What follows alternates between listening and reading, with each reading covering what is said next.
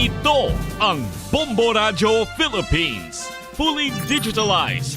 Numero 1 sa balita, komentaryo, drama at serbisyo publiko. Bombo Radio Philippines. Bombo Radio Philippines. Ang inyong number 1 at most trusted radio network in the country. Basta Radio Bombo! Oras sa Bombo Radio Iloilo, Philippine Standard Time, 56 minutos na nakaligad sa takna sining alas 11.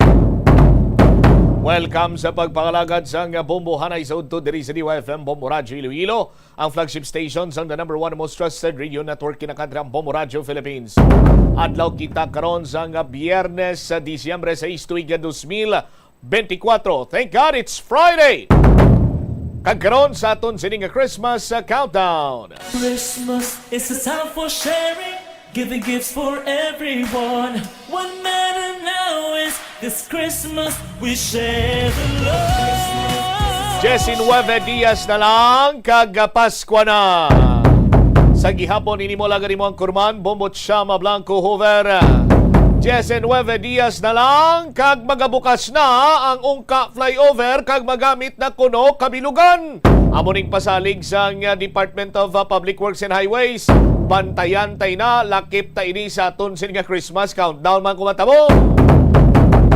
Sa dugang pa nga mga talupang doon karon nga mga balita suktanay sang real property tax sa syudad ginatun-an na sang Local Finance Committee. Anong ginatun-an sini nila ang pagpasaka or pagpanubo? Anong ginatun-an? Barangay official sa Santo Niño sa Banwa sang Dueñas nagapati nga wala sang atraso si punong barangay Michelle Lamela kag posible ang rason sa pagtiro patay sa mag-asawa may kantanan sa mga kaso nga ginakaulamiran sa iya sinigabana. Sa kaangot nga balita, 3 kang gulo ginasundan sa Dueñas sa Municipal Police Station sa pagtiro patay sa mag-asawa sa tinukuan na Dueñas, Iloilo. Samtang sa dugang pa nga mga balita, pila ka mga barangay tanod sa Iloilo, mas subo-subong ang ilang sining Disyembre, bangod nga wala sang cash incentives nga mabaton. Muni madalagkuhan mga balita, issues kay impormasyon ng main sentro karon sa aton sining pagpangalagad sa gihapon diri sa palatuntunan na Bombo Hanay sa Udto. Detalye sini balikanta pagkatapos ang Bombo Network News. Sa panahon sang Pasko, apang kinahanglan nga maghalong kita. Yari ang mga food safety tips sa holiday season. Hugasan sang maayo ang kamot antis maghawid sang mga pagkaon, ilabi na kung ginapreparar pa lamang ang mga ini. Ipasiguro man nga matinlo ang lababo, lamesa kag ang mga utensils o kon ang mga ginagamit naton sa pagluto. Proteksyonan ang kusina batok sa mga Ito ang Bombo Radio Philippines. Fully digitalized. Numero 1 sa balita, komentaryo, drama at serbisyo publiko. Bombo Radio Philippines. Bombo Radio Philippines. Ang inyong number 1 at most trusted radio network in the country. Basta Radio Bombo! This is Bombo Network News Noontime Edition, broadcasting live at Bombo Radio Broadcast Center, Makati City, Philippines. Araw ngayon ng Biyernes, Disyembre 6 taong 2024, 19 days to go bago ang araw ng Pasko. Sa ating mga headlines, House leaders sinasabing panggigipit ng China dito sa Pilipinas, bahagi raw ng kanilang diversionary tactics. Philippine Institute of Volcanology and Seismology naman nilinaw na walang tsunami threat sa Pilipinas kasunod ng magnitude 7 na lindol sa California. Impeachment posibleng makaapekto raw sa business sector at maging sa kabuuan ng gobyerno ayon yan sa liderato ng Senado. Samantala, ang matatag na supply ng mga agricultural commodities asahan ngayong Disyembre sa kabila ng kalamidad ayon sa Department of Agriculture. Sa ating balita sa ibayong dagat, bilang ng mga namatay doon sa Congo dahil sa misteryosong sakit, lalo pa raw tumataas. Ang South Korea ruling party chief abay suportado ang pagsuspende ng constitutional power ni President Yoon. Sa balitang palakasan, ang Cavs tuloy sa pamamayagpag matapos talunin ang 2023 NBA champion na Nuggets. At Live nationwide via satellite. Dumako na tayo sa mga detalye ng ating mga balita. Sa kabila ng magkakasunod na mga bagyong naitatala na nagdulot nga ng malaking pagbigat sa epekto ng ating kalagayan sa mga sakahan at mga matinding mga pag-ulan sa malawakang pagbaha at landslide na rin, naniniwala ang Department of Agriculture na magkakaroon pa rin ng sapat na at matatag na supply ng mga agricultural commodities. Ayon kay Department of Agriculture Assistant Secretary Arnel de Mesa, bumabango na ang mga sakahan mula sa pinsalang idinulot ng magkakasunod na bagyo at mga pagbaha, kasabay ng pagbabalik normal ng mga sitwasyon ng mga sakahan at agricultural commodities dito sa ating bansa, partikular na sa Northern Luzon, na hinagupit ng sunod-sunod na kalamidad, pangunahing nagsusupply ho kasi yan ng mga high-value crops. Balik normal na rin ang transportasyon o pagbiyahe doon sa mga supply ng agricultural commodities dahil dito ay hindi na rin gaanong apektado ang presyo ng mga gulay, lalo na yung mga highland vegetables na kadalasang nanggagaling pa sa malalayong komunidad. Ayon nga kay De Mesa, maganda na ang sitwasyon sa transportasyon sa mga lalawigan kabilang na ang Nueva Vizcaya, Cagayan, Nueva Ecija at iba pang mga probinsya na pangunahing supplier ng gulay, ngunit labis na nasalanta ng pananalasa ng mga kalamidad. Maliban nga sa mga highland vegetables, tuloy naman ang pag-recover ng lowland vegetables habang nananatili pa ring matatag ang supply ng iba't ibang mga karne tulad ng baboy at maging ng baka at iba pang mga produkto para sa buong bansa.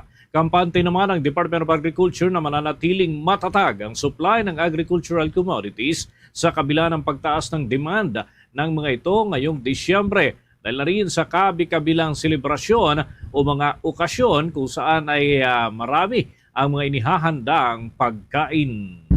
Samantala sa ibang mga balita abay napaisip ang isang mamabatas sa timing ng ginagawang panggigipit ng China sa mga sasakyang pandagat ng Pilipinas sa West Philippine Sea na posible o manong isang hakbang upang i-divert lamang ang atensyon ng publiko mula sa mga isyong pampolitikal dito sa ating bansa. Sinabi ni House Deputy Majority Leader at La Union Representative Paulo Ortega na ang mga ulat ng muling pambubomba ng tubig na mga barko ng China sa mga barko ng Philippine Coast Guard at maging sa barko ng Bureau of Fisheries and Aquatic Resources o BIFAR sa may bahagi ng Baho de Masinloc ay sinadya upang takpan itong ingay kaugnay sa impeachment complaint laban kay Vice President Sara Duterte. Tiniyak naman ng mambabatas na kailangan ng patuloy na pag-isikap sa pagtatanggol ng soberanya ng ating bansa.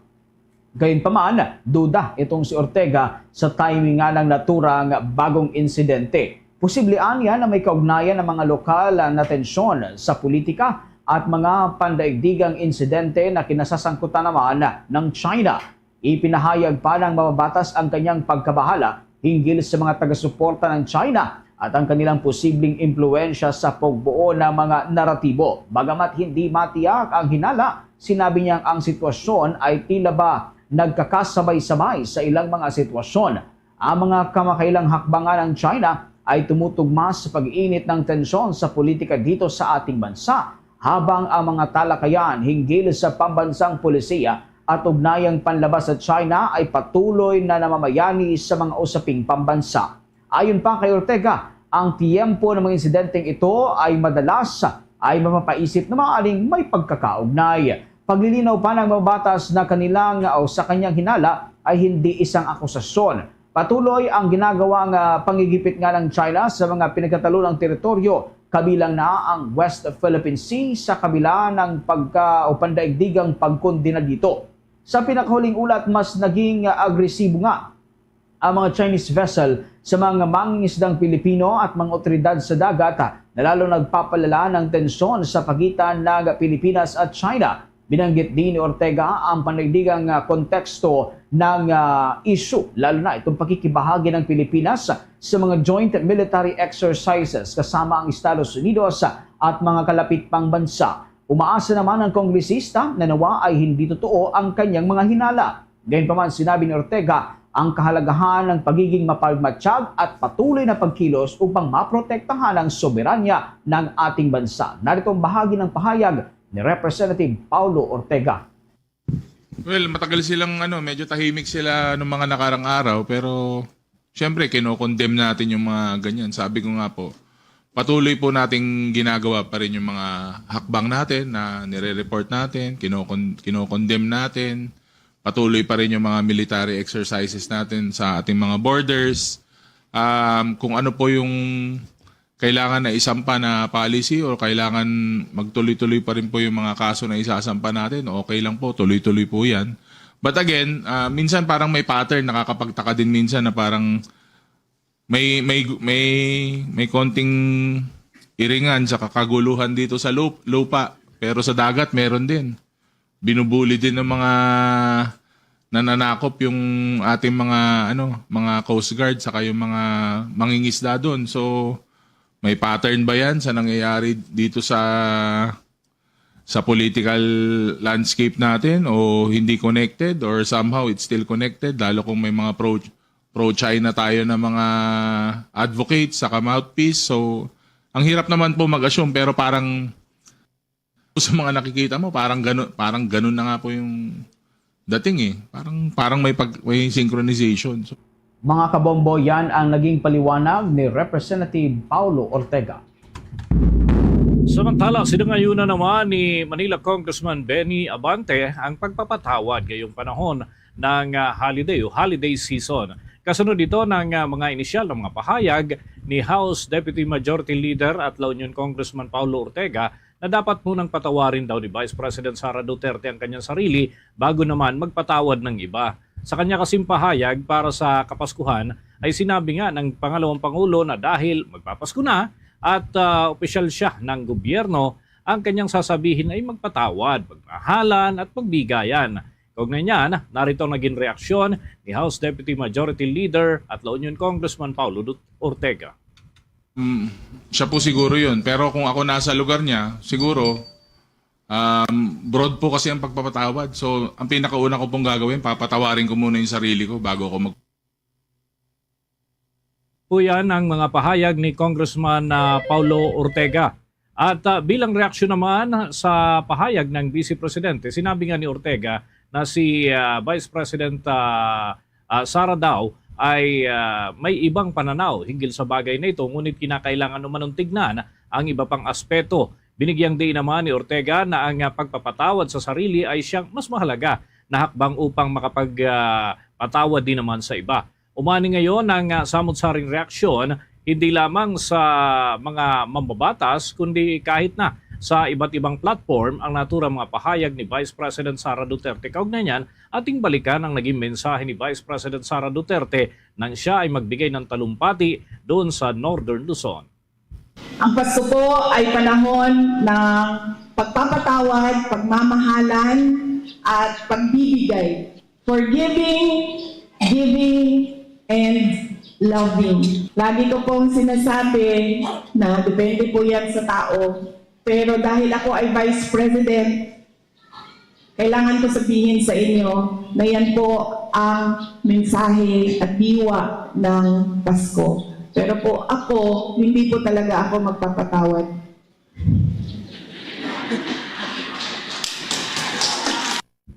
Bagi po yan mga kabombo nang naging mensahe nito si Vice President Sara Duterte nang siya ay magtalumpati dyan sa may area ng Lagawe kung saan po ay dumalaw ito sa lalawigan nga ng Ifugao at nakipag-engage sa ilang mga aktibidad ng mga locals dyan po sa naturang lugar.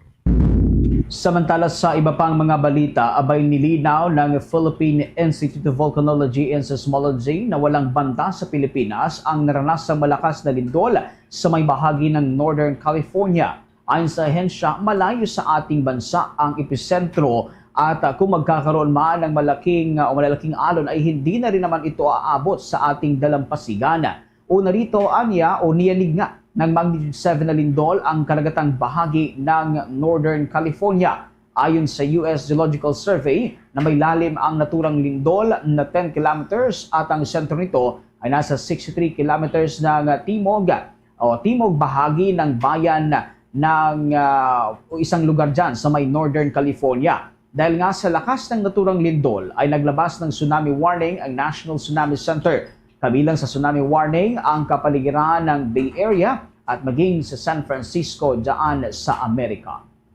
Muna tayo ng report mga kabombo mula sa ating mga reporters. Diyan muna tayo dadako sa Senado sapagkat yung impeachment ay posible raw makaapekto sa business sector at maging sa kabuuan ng gobyerno. Habang itong desisyon ng isang samahan ng relihiyon na magdaos ng kilos protesta ay patunay daw na may mga sektor na ayaw talaga na magkawatak-watak daw ang ating bansa kaugnay ng mga political issues. Alamin natin ang mga update mula kay Bombo JC Galvez. Posibleng makaapekto sa business sector at pamahalaan ng impeachment ayon kay Senate President Francis Chis Escudero. Una rito, naghain ng ilang sektor na ikalawang impeachment complaint laban kay Vice President Sara Duterte dahil sa muling pagtaksil sa tiwala ng publiko, panunuhol at iba pang matataas na krimen tulad ng plunder. Sa pulong balitaan, sinabi ni Escudero na anumang politically divisive issue sa isang bansa, palaging makaapekto ito sa kumpiyansa ng negosyante at sa normal na takbo ng pamahalaan. Ngunit sa ngayon anya, ay kampante pa rin ang economic managers ng bansa na hindi apektadong sektor ng pagnenegosyo dahil usap-usapan pa lamang ito. Posibleng maapektuhan, oo. Pero ayon sa economic managers sa ngayon, dahil nga hindi pa naman natutuloy, puro chismis at usapan lamang naman to, kampante pa rin ng economic team ng Pangulo na ito hindi makakaapekto hanggang sa pagtatapos ng economic numbers ng ating bansa sa taong ito. Sa anumang politically divisive issue sa isang bansa, palagi makakaapekto sa kumpiyansa ng negosyante at makakaapekto palagi sa yung pagtakbo ng pamahalaan dahil iba naman talaga ang galaw, kilos at salita kapag nagkalinyahan na ng kampihan ng pula at puti. Malaking hamon naman daw sa lahat ang nangyayaring gulo sa politika. Challenge sa ating lahat ito. Lahat ng opisyal, kabilang na yung mga opisyal na involved, pabor man o kontra sa administrasyon. Dahil siguro naman walang opisyal ng bansa na ayaw maging maayos ang takbo ng pamahalaan at ng bansa. Wala ring ordinaryong Pilipino na gustong magkagulo ang ating bansa. Ang desisyon din anya ng Iglesia ni Cristo na magdaos ng kilos protesta bilang pagsuporta sa sinabi ni Pangulong Ferdinand Marcos Jr. na hindi pabor sa impeachment ay patunay na may mga sektor sa lipunan na ayaw nila na maaktibidad ging dahilan ng pagkakawatak-watak. Marahil patunay na ayaw nila tulad ng maraming Pilipino na magkawatak-watak tayo kung kailan maganda na sana ang takbo ng ating bansa. At marahil posisyon ito na hindi dapat madiktahan ng isa, dalawa o tatlong tao kahit pinuno pa natin sila na magkahiwa-hiwalay at magkawatak-watak tayo. Obligasyon ng bawat Pilipino tiyakin at hanapin yung nag-iisang daan na pwede nating pagkasunduan at pagkaisahan sana. Imbis na pilit nating hinahanap yung pag-aawayan natin, pagkakawatak-watak natin at hindi natin pagkakasundo-sundo. Sa oras na dumating sa punto na mapatalsik ang Vice Presidente, ang rule ayon kay Escudero ay magtaga-Senado at Kamara na pwedeng pumalit. Kailangan 40 anyos pataas, kaya pasukan lahat ng senador. Ngunit sa Kamara ay hindi lahat pwede dahil may mga hindi pa 40 anyos na kongresista. Para sa Bombo Network News, ako si Bombo JC Galvez nag-uulat para sa number 1 and most trusted radio network in the country, Bombo Radio Philippines Basta Radio. Bombo! 14 na minuto na makalipas ang alas 12 ng tanghali. Tuluyan ang nagsara ang Island Cove Pogo Hub o yung Philippine Offshore Gaming Operators Hub dyan sa bahagi ng Cavite, ilang araw bago pa man ang palugit na ibinigay ng Administrasyong Marcos. Batay nga sa impormasyong inilabas ng hindi na nagpakilala ng mga empleyado nito mismo, mistulang ghost town na raw ang naturang hub sa kasalukuyan. Ito ay kasunod na rin ng tuluyang paglisa ng libu-libong Chinese at Filipino workers na dating nagtatrabaho doon, habang limitado na rin ang bilang ng mga security guard na nagbabantay sa pasilidad. Ang nasabing hub ay matatagpuan sa bahagi po ng Kawit, Cavite. Tinatayang 5,000 hanggang 7,000 manggagawa ang naapektuhan dahil naman sa pagsasara nito. Batayan sa data na inilabas ng lokal na pamahalaan ng Kawit, Cavite. Samantala, sa labas ng naturang hub ay ipinaskil ng management na opisyal na itong nagsara mula noong Nobyembre 30 ng taong kasalukuyan. Bombo International News. Samantala lalo pang tumaas ang kumpirmadong bilang itong mga nasawi sa Congo mula nang unang may ulat itong isang misteryosong sakit doon nitong buwan lamang ng Nobyembre.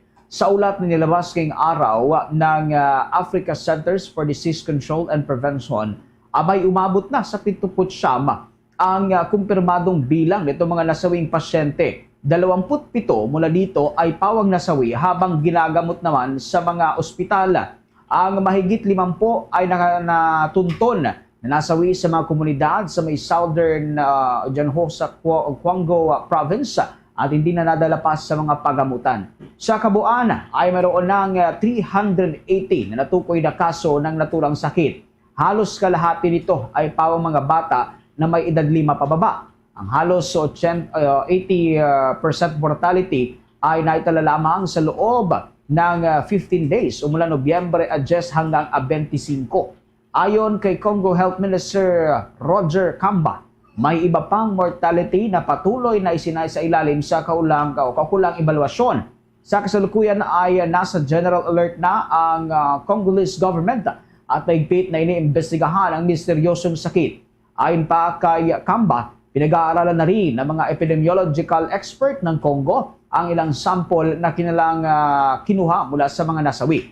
Posibleng ngayong araw ay maglalabas din ang mga eksperto ng naturang bansa ng dagdag na impormasyon hinggil dito matapos ang ilang araw na pag-aaral. Sa kabila nito, nananatiling limitado ang kaalaman ng mga eksperto kasama na ang paraan ng transmission o pagkakalipat, gaano kabilis itong infection at akmang gamutan. Pinaniniwalaan naman ng African CDC na ito ay isang respiratory disease at may flu-like symptoms.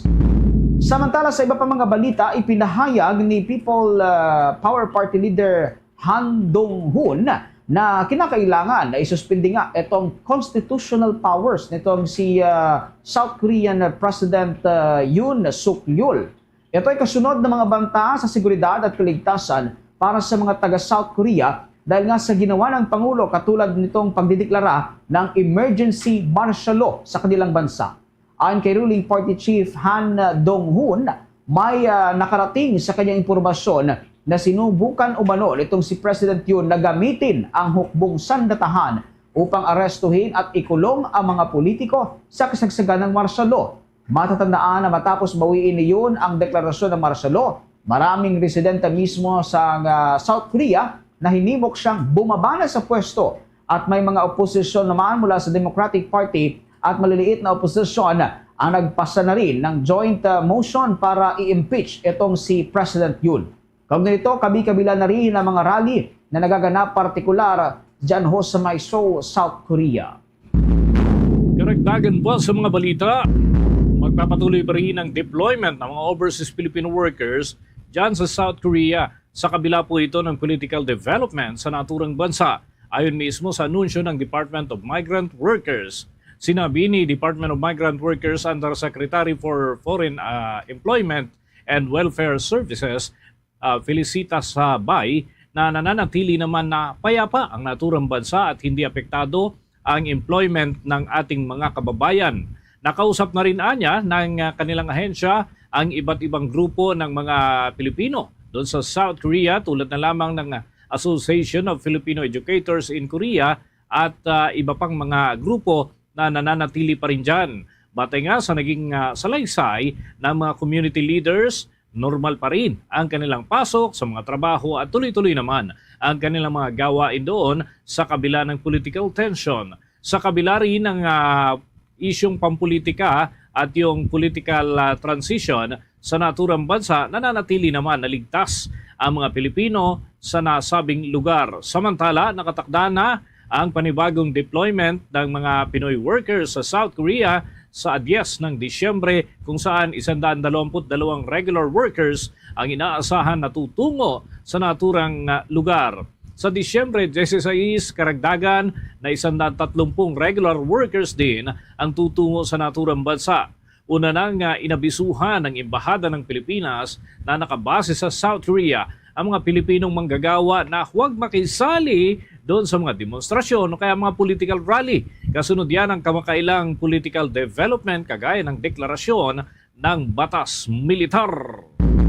Samantala sa iba pang mga balita sa oras na ito, abay humingi na ho ngayon ng dispensa itong driver ng truck na sa naganap na karambola ng mga sasakyan kagabi dyan ho sa kahabaan ng Katipunan Avenue flyover sa Quezon City na nagresulta naman sa pagkasasawi ng 4 na katao.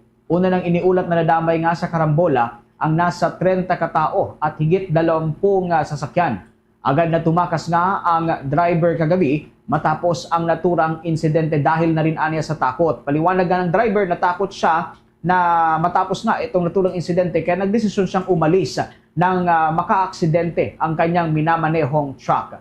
Sa ngayon, arestado na ang naturang suspect. Nahuli ito ng otoridad sa kanyang tirahan dyan ho sa CP Garcia Avenue sa lungsod ng Quezon. Oras natin 22 minuto na makalipas ang alas 12 ng tanghali.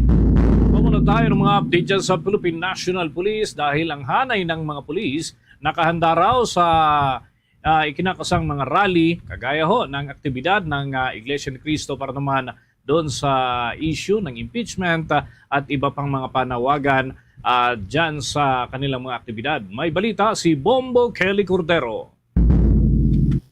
Nakahanda ang Philippine National Police sakaling matuloy ang ikinakasang rally ng Iglesia ni Cristo sa iba't ibang lugar sa bansa para ipaalam sa lahat na kontra sila sa itinutulak na impeachment complaint laban kay Vice President Sara Duterte.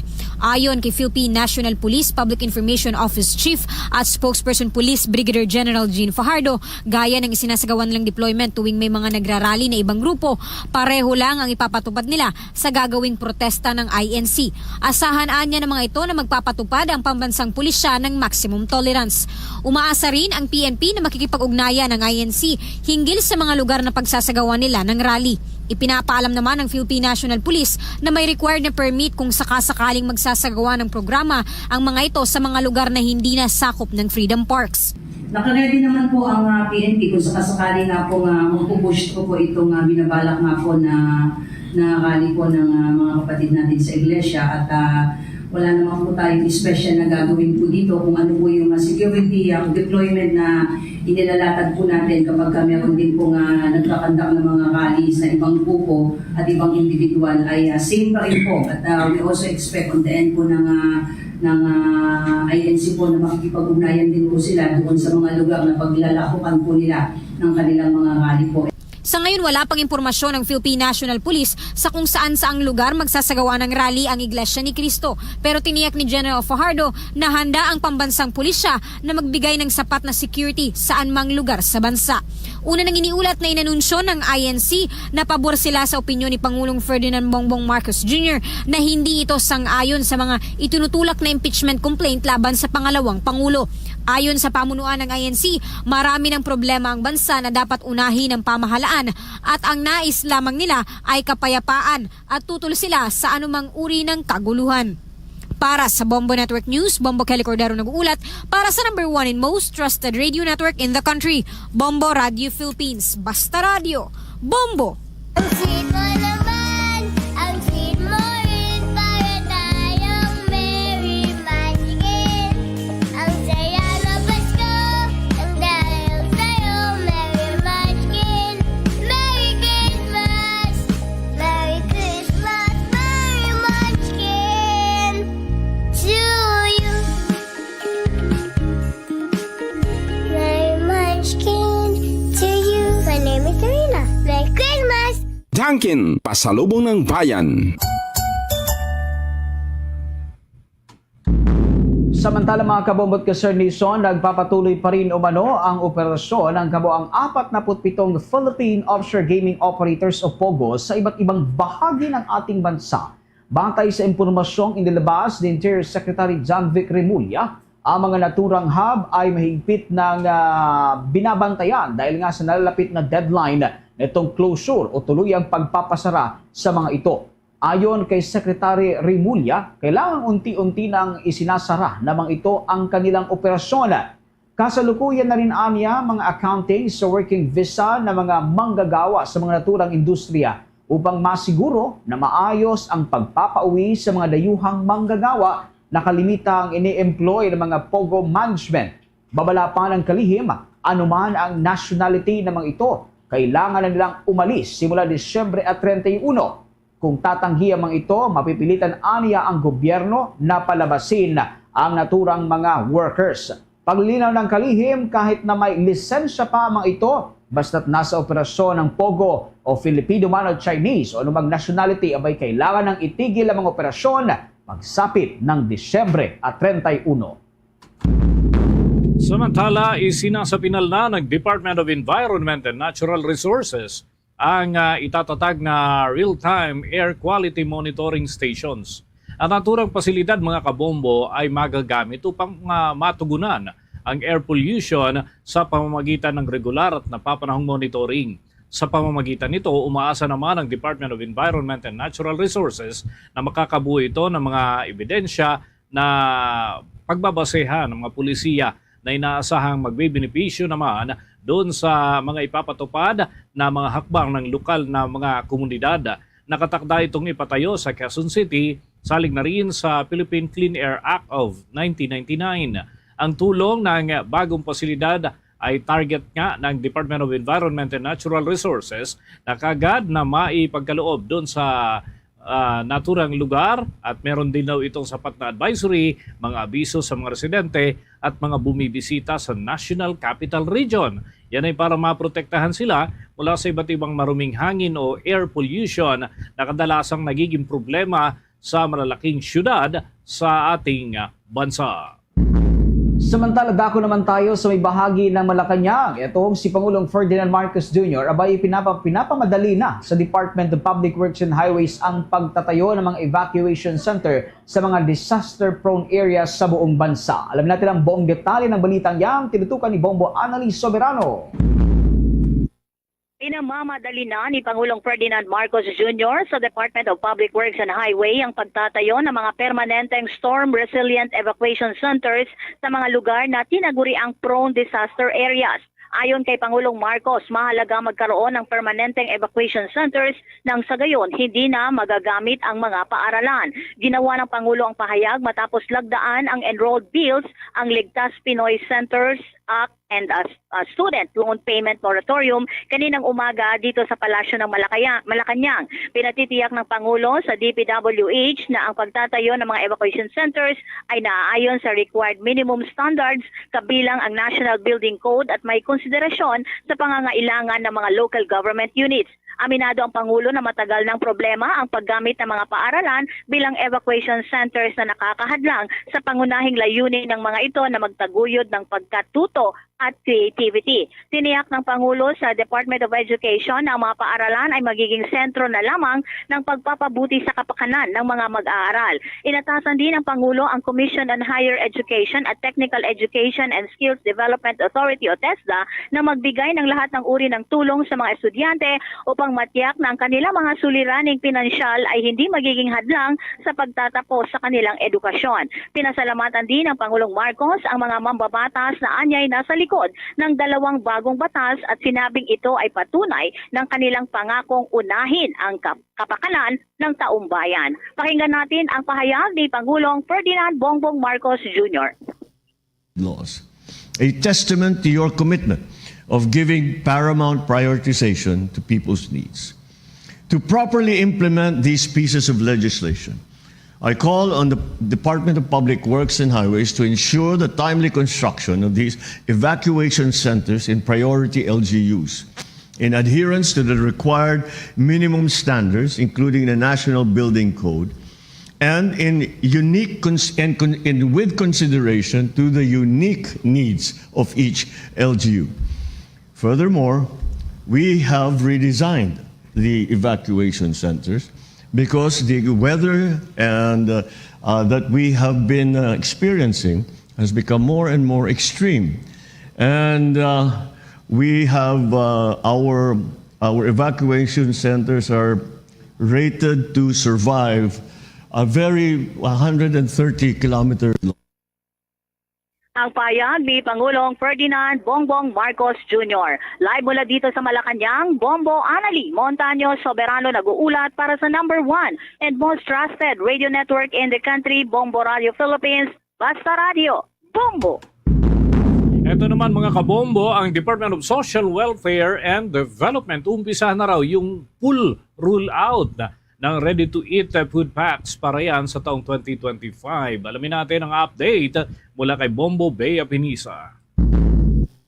Opisyal nang inumpisahan ng Department of Social Welfare and Development ang full rollout ng mga ready-to-eat food packs para sa susunod na taon nang masiguro ang sapat na supply ng pagkain sa panahon ng kalamidad. Sa naganap na Thursday Media Forum sa pangunguna ni Special Assistant to the Secretary Maria Isabel Lanada, ipinalawanag dito ang mga nilalaman ng naturang RTEF. Kasya umano ang mga naturang food packs para sa isang pamilyang binubuo ng 5 miyembro na batayan mula sa Philippine Statistics Authority. Ang mga naturang produkto naman ay gawa umano ng Department of Science and Technology na siyang bumuo ng mga naturang ready-to-eat food packs na gawa ng mga scientists mula sa ahensya. Nilalaman din ng mga naturang RTEF ang ilang mga canned goods na mayroong fats na siya namang suhestyonan niya mula sa World Health Organization at ilang complementary food para sa mga sanggol na may sapat umanong micronutrients gaya ng minerals na siyang mabuti sa kalusugan ng mga ito.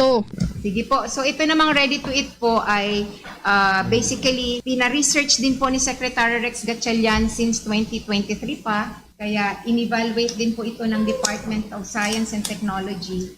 Ang ating namang PSA ay usually a family of member of 5, di ba? 5 members in one family. Kaya ito po ay mga DOST technology. Makikita niyo po yung logo sa likod na DOST technology siya.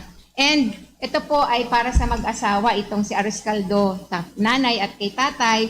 And then yung 3 champurado para sa magkakapatid. And then may merienda po na kakainin nila itong high protein. 1 piraso lang po nitong biscuit. Maghapon di ka makakaranas ng gutom. Mabigat siya kasi high protein. Pinag-aralan ho ito ng mga Filipino scientists, no? At dahil sabi ng World Health Organization, kailangan may fats, kaya kasama po ang giniling at ang pastil. Lasang Pilipino po ito. And then, naglagay din po tayo ng complementary food. Ito po yung mga micronutrients na kailangan ng mga babies. So, chocolate siya na may konting peanut, no? Parang peanut butter, pero chocolate siya. Masarap din siya. Na pag kinain naman ng babies, nandito lahat ng micronutrients, minerals, no, na kailangan ng baby. Samantala, sisimulan na ng ahensya ang pag-preposition ng mga ito sa mga lugar at regional offices na palagian kung tamaan ng kalamidad sa bansa. Para sa Bombo Network News, Bombo Bea Piniza nag-uulat para sa number 1 and most trusted radio network in the country, Bombo Radio Philippines. Basta Radio, Bombo! Sa iba pa mga balita, nagdagdag ang Office for Transportation Security ng 100 screening officers sa Ninoy Aquino International Airport kasabay ng inaasahang pagdagsa ng mga pasahero. Ayon kay OTS Administrator Crisaldo Nieves, nakatakdalang sumailalim sa Basic Aviation Security Training ang mga ito para sa agarang deployment bago pa man ang pagdagsa ng mga biyahero. Tutulong ang mga ito sa mga security checkpoints sa 4 na terminal ng Ninoy Aquino International Airport.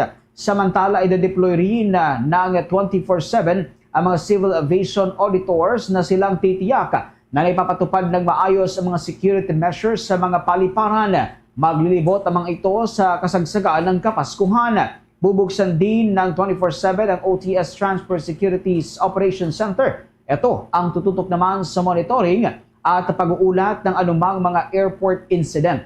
Sa kasalukuyan, ay nagasagawa na rin ang OTS ng preventive maintenance sa mga security screening equipment upang mapigilan itong mga breakdown sa kabuuan ng holiday season.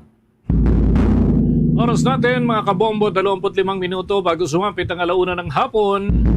Inanunsyo ng Department of Social Welfare and Development na ang i-rehistro na bagong online platform ng naturang tanggapan ay maaari na hong magamit simula ngayong araw. At ito ay para doon sa mga Pantawid Pamilyang Pilipino Program households.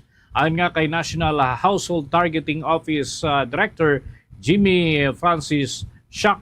At ito ay ang naturang online platform ay gagamitin para naman mapabilis ang proseso sa pag-update ng profiles ng mga buntis at mga bata na kasama ho sa naturang programa. Ito ay gagamitin sa pagpapatupad ng first 1,000 days cash grants sa pagsisimula ho ng Enero ng 2025. Magagamit din ang naturang i-rehistro sa pagkonekta doon sa mga Philippine National Identification System, 4-piece database, upang matiyak ko na tama talaga at totoo yung data na naipapasok doon sa naturang database. Paglilinaw din ni Director Shock na hindi papalitan yung mga proseso at yung pen paper process ng kanilang ahensya. Ito ay para lamang daw tulungan yung pagpapabilis ng naturang programa, kaya ho inilunsad ang nasabing proyekto. Nakapagtala ang Philippine Institute of Volcanology and Seismology ng 6 na pagbuga ng abo sa nakalipas na magdamag. Tumagal ito mula sa 3 hanggang 13 minuto. Maliban dito, mayroon ding 14 na volcanic earthquake sa naturang bulkan ang naitala. Nakadetect naman itong mga eksperto ng sulfur dioxide flux na mabot sa 6,410 tons kada araw. Mayroon ding steam plume na may 650 meters na taas. Ito ay may kapal mula sa walang patid na pagsingaw at panakanakang pagbuga ng abo ng naturang bulkan. Napadpad iyon sa timog kanlurang bahagi ng bulkan sa nasa Negros Island. Meron din itong ground deformation o pamamaga sa indikasyon ng abnormalidad. Bombo Sports News. Ito na mga kabombo, tuloy-tuloy pa rin ang pamamayagpag ng Cleveland Cavaliers matapos na talunin ang 2023 NBA champion na Denver Nuggets. Ang score, 126-114. Hindi na isalba ng triple-double ni Nikola Jokic ang Nuggets dahil na rin sa big-time performance ng 4 na Cavs player na pawang nagbulsa ng mahigit 20 puntos.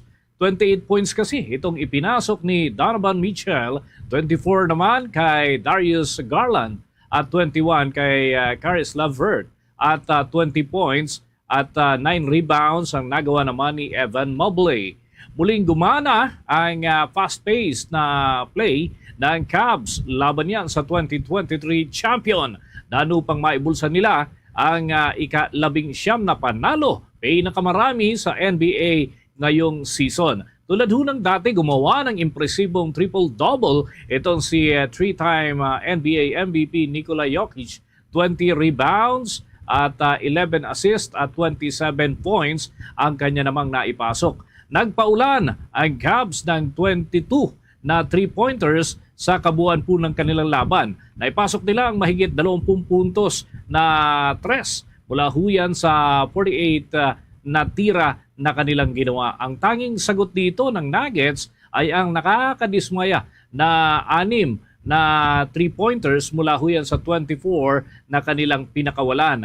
Ang paunahing naging bentahe ng Nuggets ay ang paint area kung saan ho ay gumawa ang kupunan ng 76 points sa ilalim nito. Gayunman, hindi pa rin ito naging sapat upang maisalba ang laban at nauwi bilang ika-9 na pagkatalo ng 2023 champion. Ito na ang ika-20 na panalo ng Cavs ngayong season habang napanatili naman sa 3 ang pagkatalo at patuloy pa rin ang paghawak nito sa top spot dyan sa Eastern Conference. Sa dagdag pang balita mga kabombo, wala pa rin planong magretiro daw sa pagsali sa Olympics itong si 2-time Olympic medalist Nesty Pitesio. Sinabi nito na tila nabitin siya noong sumabak sa Paris Olympics kung saan ay nag-uwi siya ng bronze medals. At itong mga kabombo ay bahagi ng kanyang laban. Dagdag pa nito na marami pa itong pagdaraanan mga qualifiers para naman matiyak ang muling pagsabak sa Olympics. Git nga ng Davao del Sur player at hindi na ito titigil hanggang walang gintong medalyang naiuwi para naman sa kanilang magiging laban sa darating na Los Angeles Olympics. Sisimula na ang pagsasanay sa darating na Enero kung saan ay isasagawa ito sa Baguio City. sa mga susunod na buwan ay magkakaroon ng iba't ibang torneo na kanya ring sasalihan ang nasabing boksingero. Samantala, makaranas ngayong araw ng mga pag-ulan ang ilang bahagi ng Hilagang Luzon dahil sa umiiral na shear line. Nakaka-apekto naman ito ngang northeast monsoon sa may bahagi ng extreme northern Luzon. At mga kabombo at kasternation, ito nga ang kinumpirma mismo ng State Weather Bureau ngayong araw. Asahan na itong maulap na papurin hanggang sa may kalat-kalat na pag-ulan sa may bahagi ng Cordillera Administrative Region, Cagayan at Isabela dahil yan sa shear line. Posible naman ang mga insidente ng pagbaha at pagguho ng lupa kaya pinag-iingat ang lahat. Magiging maulap rin sa lalawigan ng Batanes at asahan itong mga mahihinang mga pag-ulan. Sanhi naman ang umiiral ng northeast monsoon. Dito naman sa Metro Manila ay makaranas ng bagyang maulap hanggang maulap na itong kalangitan na may mga pulo-pulong pag-ulan o pagkidlat, pagkulog dahil pa rin yan sa pag-iral ng localized thunderstorms. Pahabol pa natin sa ating mga balita. Ilulunsad na sa susunod na taon ng Bangko Sentral ng Pilipinas ang unang serye ng mga perang papel na gawa sa polymer materials. Ayon nga sa Bangko Sentral ng Pilipinas na lahat ng mga denominations ng pera ay kanilang ilulunsad. Ang nasabing hakbang ay matatapos ang 2 taon na matagumpay nga ang paglulunsad ng 1,000 bill na polymer ang pagkakagawa gamit naman ang plastic materials. Target nga ng Bangko Sentral ng Pilipinas na may tala sa unang quarter ng 2025 mailabas ang nasabing mga polymer bills. Bagamat hindi pa inilalabas ang mismong disenyo ng 50 pesos, 100 pesos, 200 pesos at 500 pesos ay maaaring isama dito ang mga larawan ng mga endemic na hayop at mga halaman dito sa ating bansa. At ito mga kabombo ay bahagi po ng mga hakbang na ginagawa upang maging parte ng improvement dyan ho sa Bangko Sentral ng Pilipinas at yung sirkulasyon ng pera na ginagamit sa ating mga pamilihan. Kuha muna tayo ng Bombo Police Report. mga balita naman sa mga lalawigan mga kabombo. May nangyari hong insidente ng pamamaril. Mag-live-in partner ang sinasabing naging target dito. Alamin natin ang follow-up report dyan ng Bombo Radio Coronadal. Nagpapatuloy sa ngayon ang investigasyon ng mga otoridad sa pamamaril patay sa mag-live-in partner sa bayan ng Nurales, South Cotabato. Kinilala ang mga nasawi na sina Romel Crisostomo, 37 anyos, magsasaka at live-in partner nito na si Gina Bansil, 37 anyos at pawang mga residente ng Sitio El Cuda, Barangay Puti, Nurales, South Cotabato. Sa panayam ng Bombo Radio Coronadal kay Police Captain Neptali Bidua Jr., ang Deputy Chief of Police ng Nurala PNP, natukoy na umano ng mga ito ang mga suspect sa krimen dahil sa may nakakita ng krimen at may CCTV footage. Lumabas sa investigasyon ng mga otoridad na 2 mga suspect na responsable sa krimen kung saan nakilala na umano ang isa sa mga ito at inihayag na kamag-anak lamang ng biktima. Ngunit sa ngayon, patuloy ang pagtitipon ng mga ebidensya kung saan personal grudge kaugnay sa land conflict ang natukoy na motibo sa krimen. Kung narito, inihayag ni Barangay Kapitan Randy Gardose ng Barangay Puti na nangyari ang pamamaril sa mga biktima sa Porok Rojas sa nasabing barangay. Tinamaan sa iba't ibang bahagi ng kanilang katawan ng mga biktima na dinala pa sa ospital ngunit binawian din ng buhay. Ayon pa kay Kapitan Gardose, pangalawang beses na itong nangyari sa mga biktima kung saan sa unang beses na pamamaril sa kanila ay nakaligtas ang mga ito. Sa ngayon, nananawagan ang opisyal sa mga constituents nito o sinumang nakakita ng krimen na makipagtulungan sa mga otoridad upang mabigyan ng hustisya ang mga biktima. Binaril dito sa barangay namin na mag-asawa, ang lalaki on the spot at saka yung asawa niya doon na binawian ng buhay sa Provincial Hospital. Riding in tandem ang nabaril sa kanila na sinundan sila papauwi sa kanilang bahay. So far ngayon, hindi pa na-identify kung sinong gumawa kasi ongoing pa investigation ng ating kapulisan at saka hindi kilala. Kasi yung isa naka-helmet, yung isa matapang kasi open. Hindi tinago yung muka. So hindi taga dito sa amin. Ang naging pahayag Pahayag ni punong barangay Randy Gardose ng Barangay Puti, Nurala South, Cotabato sa panayam ng Bombo Radio Coronadal. Yan ang ulat mula rito sa Bombo Radio Coronadal para sa Bombo Network News. Ito si Bombo Mira Serbo para sa the #1 most trusted radio network in the country, Bombo Radio Philippines. Basta Radio, Bombo! Ito namang 4 na batang ikinulong ng ina sa loob ng kanilang bahay habang nasa trabaho sa Lapu-Lapu City abay na-rescue na. Alamin natin ang buong detalye ng balitang yan, tinutukan ng Bombo Radio Cebu. Sinagip ng mga social worker ng City Social Welfare Services sa Lapu-Lapu City, kasama ang mga opisyalis ng barangay ng Ponta Inganyo at WCPD ng pulisya ang mga batang nasa 6 na taong gulang, 5 taong gulang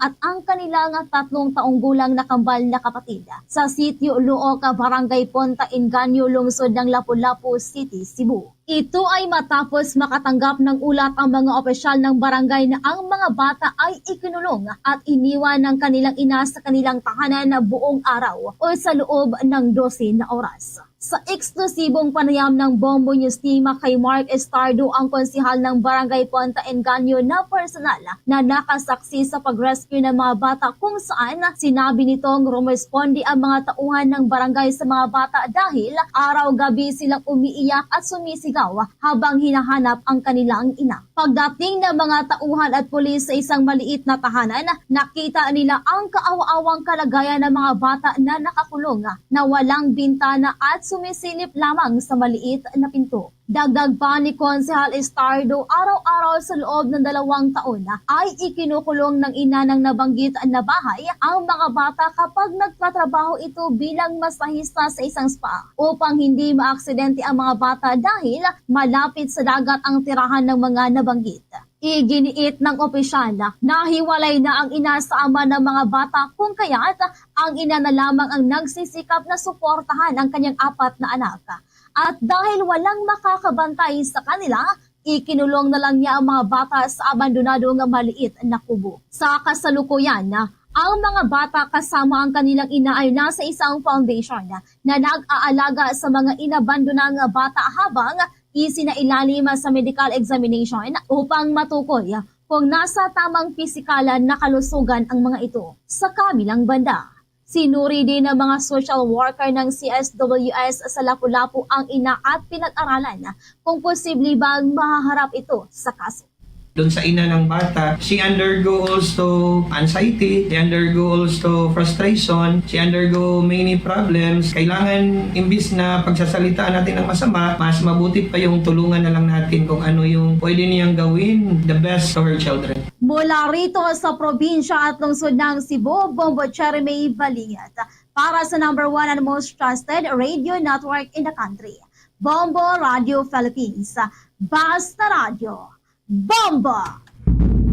Ako naman tayo mga kabombo dyan sa bahagi po ng Hilagan, Luzon. May 3 katao kabilang ho ang isang sundalo. Sugatan yan sa salpukan ng sports utility vehicle at pampasaherong bus dyan po sa Gamo, Isabela. Alamin natin ang update ng Bombo Radio Kawayan. Sugatan ng 3 katao kabilang ang isang sundalo sa salpukan ng SUV at pampasaherong bus sa pambansang lansangan na nasasakupan ng Gamo, Isabela. Kinilala ang chauffeur ng bus na si Ramil Apatad, residente ng Peña Blanca, Cagayan, habang ang sangkot naman na SUV ay minamaneho ni Sergeant Samuel Agub, miyembro ng Philippine Army na nakabase sa 5th Infantry Division. Sa naging panayam ng Bombo Radio Kawayan kay Police Captain John Sarmiento, officer in charge ng Gamo Police Station, sinabi niya na binabaybay ng bus ang National Highway patungo sa Tuguegarao City habang patungo naman sa Gamo, Isabela ang SUV. Batay sa inisyal na pagsisiyasat, napunta umano ang SUV sa linya ng bus dahilan upang magsalpukan ang mga ito.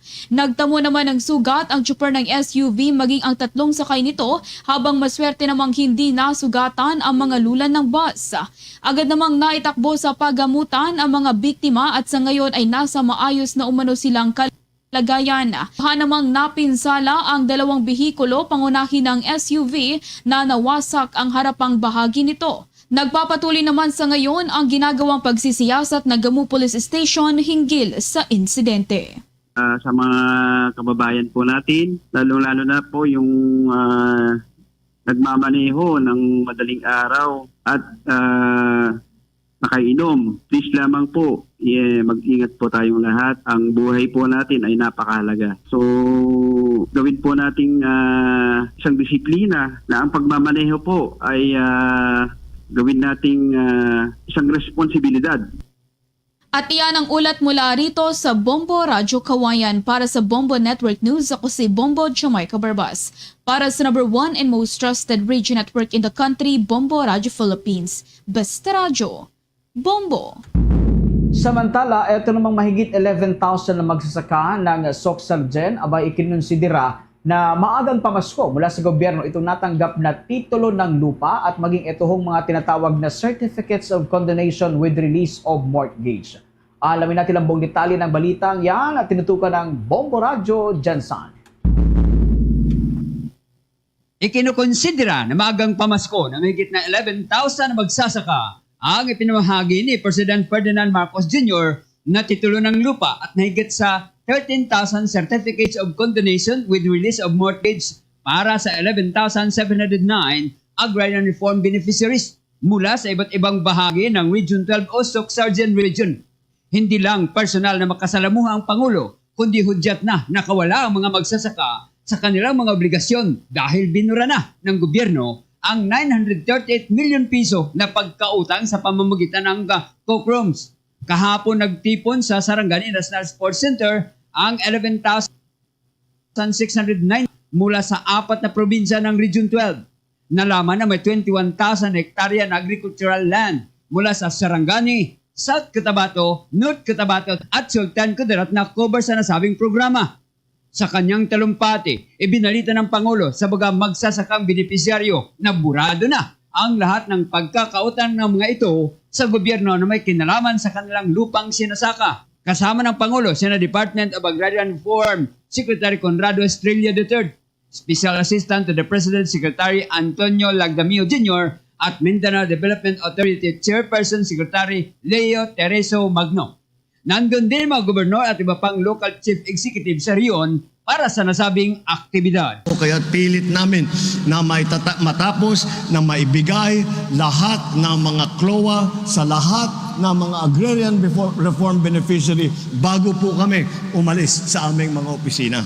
Ngunit sa ilang dekada ng programang ito, nakita ko po na hindi pa rin natin na isasagot ang mga suliranin ng ating mga magsasaka. Kaya po, ating agad binigyang prioridad ang pagsasawalang bisa ng inyong utang sa lupa at ang pagpapabilis ng pagbibigay ng mga titulo dito mga yung ating tinatawag na CLOA. Mula rito sa Bombo Radio General Santos, Bombo Boy Galano para sa the number 1 and most trusted region network in the country, Bombo Radio Philippines Basta Radio.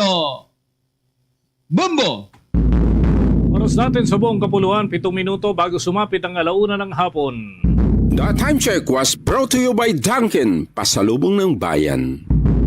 Tapos tayo mga kabombo ng karagdagan pang mga balita, yung militar dyan sa Western Visayas ay may pahayag at babala doon sa mga rebelde na pupulbusin na lamang kapag hindi raw talaga magbabalik loob sa pamahalaan. May balita ang Bombo Radio Iloilo. Hinimok ng Armed Forces of the Philippines ang mga natitira pang miyembro ng terorisang grupong New People's Army sa Western Visayas na sumuko na at magbalik loob sa pamahalaan kaysa maubo sila sa pakikipaglaban. Sa panayam ng Bombo Radio Iloilo kay Colonel Erwin Lamson, Assistant Division Commander for Administration ng 3rd Infantry Division ng Philippine Army, sinabi nito na handa ang gobyerno na muling tangkapin ang mga rebelde at bigyan ng pagkakataong magbagong buhay. Ayon kay Lamson, dapat ang tigilan ng karahasan, isuko ang kanilang mga armas at sarili kasunod ng pagiging law-abiding citizens na maghambag sa nation building. Anya, sana ay sumuko na at magbagong buhay ang mga rebelde bago matapos ang 2024. Nanawagan na rin ito sa mga barangay na kaagad na ipagbigay alam sa militar kung may nangyayaring mga recruitment ng mga rebelde sa kanilang lugar. It's easier for us now because we already have the sympathy of those at the level of the barangay. Kasi may barangay task force din ng LGAP. So itong network na to, ginagamit din namin para pag may report, hindi ipapay-verify. Kasi vetting naman yan parate. So, actually, we are going through like awareness, access, and control. So, we really need to be aware of what is happening even at the barangay level. Si Colonel Erwin Lamzon. Para sa Bombo Network News, ito si Bombo Ayan Gahete. Para sa number 1 and most trusted radio network in the country, Bombo Radio Philippines. Basta Radio. Bombo! Bombo International News. Ito naman ho ang national budget at pamahala sa France ay naharap ngayon sa krisis dahil yan sa nangyaring issue sa politika doon. Alamin natin ang buong detalye ng balitang yan, tinutukan ng Bombo Radyo Dagupan. Maaaring maapektuhan ng bahagyang paglalabas ng 2025 national budget ng bansang France dahil sa nangyayaring krisis sa nasabing bansa, bunsod ng pagkakatanggal sa peso ng kanilang Prime Minister na si Michel Barnier. Ayon sa panayam ng Bombo Radyo Dagupan kay Leo Breseño, Bombo International News correspondent sa bansang France, hindi nalalayo ang nangyari sa bansang France sa nangyayari sa bansang Pilipinas kung saan na-impeach ang Prime Minister ng sabing bansa dahil sa issue ng national budget proposal. Aniya, mabilis ang impeachment process ng sabing bansa at hindi katanggap-tanggap ang halaga ng salapi ng kanilang parlamentaryo. Dahil sa nangyari, nagkaroon umano ng political deadlock at maaring mas maapektuhan pa ang paglalabas ng budget ng bansang France. Hindi umano kumpiyansa ang parlamentaryo ng France sa pamamahala ni Barnier at mas dumarami ang oposisyon laban sa kanya. Ang nangyayari dito sa France ay hindi malayo sa nangyayari dyan sa Pilipinas. Kumbaga sa atin na-impeach. Gano'n kabilis ang impeachment procedure dito. Hindi kagaya dyan sa Pilipinas na nagkakaroon ng bicameral conference committee. So dito gano'n din. Matatapos na yung December at papasok na ang panibagong year, ang January, pero wala pa silang naaprobahang budget. Para sa Bombo Network News, mula rito sa Bombo Radyo Dagupan, Bombo Mayra Reside nag-uulat para sa number 1 and most trusted radio network in the country, Bombo Radio Philippines. Basta Radio. Bombo! Mga kabombo, mga ka-Star Nation, manatiling updated sa mga balita at impormasyon. Maaaring tutukan ng mga balita at impormasyon sa pamamagitan ng Bombo Mobile App, YouTube, TikTok at maging sa Facebook Live. Sa bahagi po ng Mindanao, doon sa mga Cebuano speaking sa Mindanao, nariyan po ang Bombo Radio Davao, Bombo Radio Cagayan de Oro, Bombo Radio Butuan at Bombo Radio Jensan. Pero doon naman sa mga Ilonggo speaking sa Mindanao, nariyan ang Bombo Radio Coronadal. Sa pagkakataong ito, sama-sama tayong manalangin ng orasyo Impirata for Peace. God, our Heavenly Father, Lord of peace and justice, we humbly come before you during this time of escalating geopolitical tensions in our part of the world.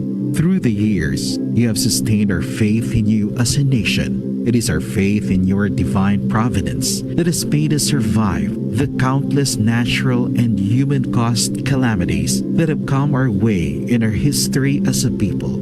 Spare us, Lord, from the horrors of war. Hear our pleas as we cry out to you. Have mercy on us, Lord. Rescue us from the malevolent forces that influence world leaders. For we believe that our struggle is not against flesh and blood, but against the rulers, against the authorities, against the powers of this dark world, and against the spiritual forces of evil in the heavenly realms. We pray for your leaders entrusted with making crucial decisions for our nation. We place all our hopes in you, seeking your forgiveness and mercy for the times when our fears and suspicions have tainted our perceptions with ethnic biases and prejudices verging on racism. We earnestly pray, Lord, that you make us instruments of your peace. Where there is hatred, let us bring love. Where there is injury, pardon. Where there is doubt, faith. Where there is despair, hope. Where there is darkness, light. Where there is sadness, joy. Through our Lord Jesus Christ, your Son, who lives and reigns with you in the unity of the Holy Spirit, God, forever and ever. Amen. Our Lady, Queen of Peace, pray for us. Saint Michael the Archangel, Pray for us. Saint Joseph, Pray for us. Saint Francis of Assisi, Pray for us. St. Lorenzo Ruiz, Pray for us. St. Pedro Calungsod, Pray for us. Christmas is a time for sharing. Mga kabombo at ka-Nation, sa ating Christmas countdown, 19 days to go bago ang araw ng Pasko.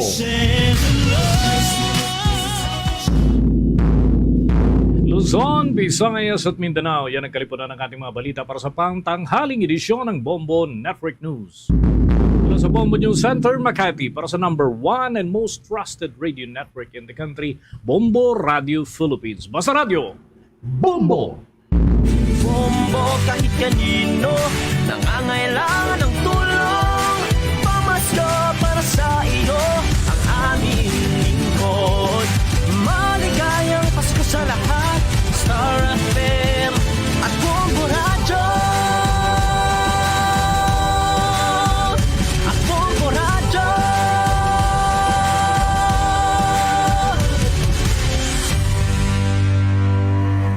Pagpangalagad sa Bomboan ay sa unto sa Gyapon Kapurimo Bombo Chama Blanco Hover. Standby sa aton sining mga kabombo sa dugang mga balita kag impormasyon. Isa sa mga issue karon sa pagdumalahan sa syudad sa Iloilo amo ang pagpasaka sa real property tax.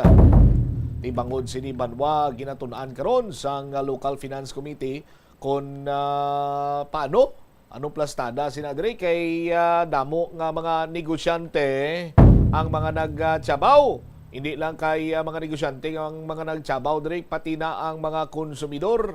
Samahin karon iya sang syudad sang Iloilo. Naman kay kun mataas ang real property tax sa di na bibawion karon sa mga negosyante gani sa mga tag-iya sang establishmento komersyal. Ang guaya sini domino effect. Bawion sang mga tag-iya abisang duta, tag-iya sang establishmento komersyal, no? Sa mga nagarenta, ining nagarenta para nga hindi man maputo, bawion naman nila sa presyo sa ginabaligya nila nga mga produkto. Ang lubos nga apektado sa diri karong banwa, ang mga konsumidor, no? Paano ini karon kay isa ini karon sa ginapayag nga mabugat nga issue sa administrasyon ni Mayor Jerry Treñas. Check ta bala ang follow-up report ni Bombo Angel Tangel. Please go ahead. Sinat Andre Bombo Cham sang Local Finance Committee diri sa bahin sa Iloilo City Government. Ang announcement man ni Mayor Jerry Treñas nga 40% nga nubo sa luwa to kon 40% off nga suktanay sa real property tax diri sa bahin o kon sa 2026 sa interview diri sa 2025 Bombo Cham. Sa interview sa Bombo Radio kay Councilor Rex Marcos Sarabia, ang chairman sa Committee on Appropriation sa pahayag nga mabudlay latawon kag ipatuman kung tani ang 40% reduction. Bangod una diri nga concern nakapasar na sang budget ang city kung ginalantaw nila nga mangindako diri ang galastuhan sang syudad samtang nagadako man abi ang population kag mga kinahanglanon. Sunod diri sa konsihal ang madugo ini sa Bombo Cham kung lantawon in plano sang alkalde, pero according diri sa iya nga pangkitaan kag i-balance nila ang mga considerations para nga matigayon ini siya kay hindi man dapat sinubombot siya masacrifice ang mga basic needs ng mga importante ng mga programa sa siyudad ng Iloilo. Pataniya nga ang depende sa executive abi by 2025 kung ano sinila mga priority, mga projects sa iba't pati mga programa ang gagawa ito according sa Councilor Rex Marcos Sarabia nga pananglitan nga kuno ang bata ng Mayor Treñas diri ang maga-assume abi nga alkalde ng siyudad siya gid ni ang problema kag mangin ubrahon niya abi para mapaigo abi ang kwarta because of this reduction sang real property tax. Bomba siya dugang pasangatungdan nga dapat tun-an gid ini sang maayo kay cause and effect relationship ini siya sa damo nga sektor sa Iloilo City ang maapektuhan sang increase o kung pagnubo man sa mga real property tax. Rason nga dapat damo sa mga considerations kag so far explain man din sa ang konsihal nga wala na patuman ini mga projects ng Iloilo City bangod nagpataas ang real property tax ang siyudad Bomboccham kaga baliskad ini siya sa mga statements man nga wa kagin sabat man sa Iloilo City Government. Mamatian ta bala ang kabahin diri sa ngayong pahayag ni Iloilo City Councilor Rex Marcos Sarabia sa atong interview. Pero at first glance, considering nga nakapasa lang kita sang ligad sang annual budget, ang trend subong sang budget sang syudad pasaka man kaya isa sina ang increase sang pag-opening sa mga businesses diri sa syudad kag pag-ilang renewal sang ilang mga business permits kag ikaduha ang increase sa national tax allotment sa collection sang national government. So since ang estimated sina na NTA collection for 2023 ang magabato naton for 2026, most likely than not ma-increase man. So ginatingwaan gid nga ma-extend ang reduction. So kung masarangan sang syudad i-cater naton para man sa mga pumuluyo kag sa mga business sector naton diri sa syudad sang Iloilo. Sa pakamatuod mabudlay gid masakit gid ang 40% reduction, sakit na siya. Pero this is a governance of this is a participatory democracy. Kami mere representatives sang sa mga pumuluyo kung ano sentimento kag balatsagon sang mga pumuluyo sang syudad sang Iloilo. Patihon tagid. It's also a balance of interest, no, kung anong mayo sa general welfare sang kadamaan. Pero it appears, no, nga willing man kita mag give way kung ano man ang tuyo naton para sa syudad. We'll make a balance na hindi naton pag-i-compromise ang progress kag pag-uswag sang syudad, ang serbisyo, ang mga highlight naton ng mga infrastructure projects. We'll find a way. Considering na mayo man niya ang business environment diri sa syudad, well, incumbent ina sa executive. Kami legislative, we merely approve here. Check and balance pa lang na namon kag gina-approve. Pero it's incumbent upon the executive. Depende na ina kay, well, presumptive mayor Raisa, kadi iyan na problema by 2026. Kung ano ang mga priorities, kag kung ano ang mga departments and other projects and programs nga masuffer bangod sa ining pag-cater sa sentimento sa pumulo. Damo sang factors nga dapat tun-an, dapat nga tun-an. Kaya cause and effect gid ni damo multi aspects ni sang governance naton sa syudad ang maapektuhan. So we have to study not just the income but also ma-adjust gid kita dapat entirely sa ato na framework when it comes sa 2026. Subong lang ko na-inform pero mayara na siya nga daan inclination nga si mayor hindi not the aside sa opposite and entirely opposite sa gina-allege sa iya sang iba namang gahatag kritisismo. No, hindi na siya diktador. Nagapamati gina siya sa sentimento sang pumuluyo. Claim nga tiga si Mayor Jerry Treñas when it comes sa palisiya. Hindi, that's actually the entire opposite. So dako ini siya nga adjustment actually. Nagaitindi man kita nga nagapromisa si Mayor Treñas nga nga maging top 3 city kita by 2029. Do you recall that? Kaga naga-level up kita, top 4 kita by many metrics. No? We have so many plans. Team Uswag has so many plans for the city. Pero anhon tagid kay amuna. So we will have to adjust. We'll try to chase our goals regardless. First and foremost, wala nagpasaka ang syudad sang real property tax bangod para makabayad sang mga utang. No. Naka-secure na kita sa mga loans naton for the development of those projects. No. Kay ang mga bangko, hindi man na sila mag-grant sang loan kung makita nila na wala ka kapasidad magbayad. So they analyze your financial situation sa current situation sa pag-deal mo sa ila. No, hindi nga future nga sige promisahan ta kamo nga bayaran kamo mapataas kami. No, it doesn't work like.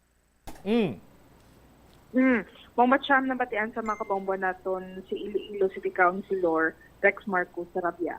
All right.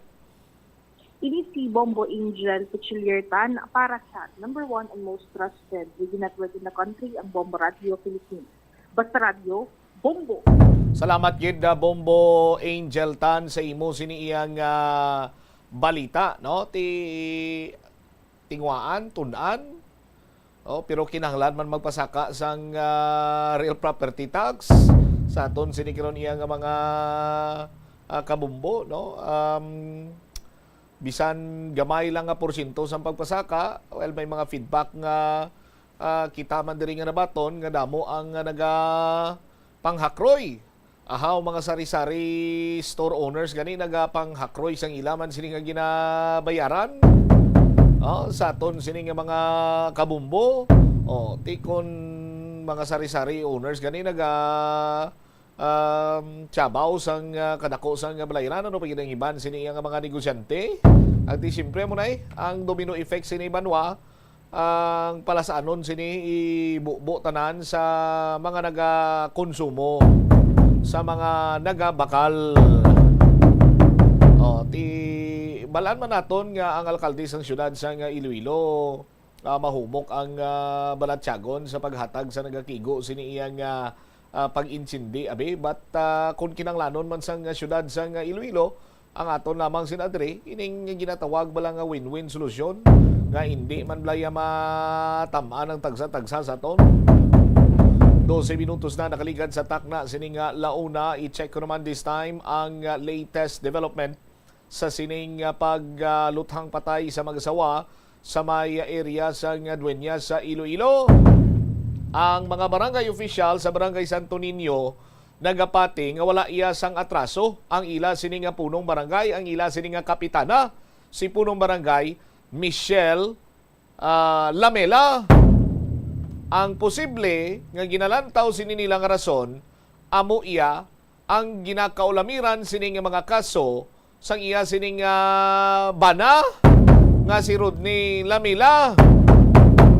Kay according sa aton sini kapulisan may kaso ini siya nga ginapangatubang sa pagpatay sa utod sa isa ka retired police officer sang tuig 2008 sa pagpanalawsaw sa Bombo Radio. Aton pagin siya natukiban nga may ginakaulamiran man iya nga kaso sang pagpangluthang kung sa diin gin kamatay kag gin kapilas sang duwa ka mga persona sa banwa man iya sang Dueñas.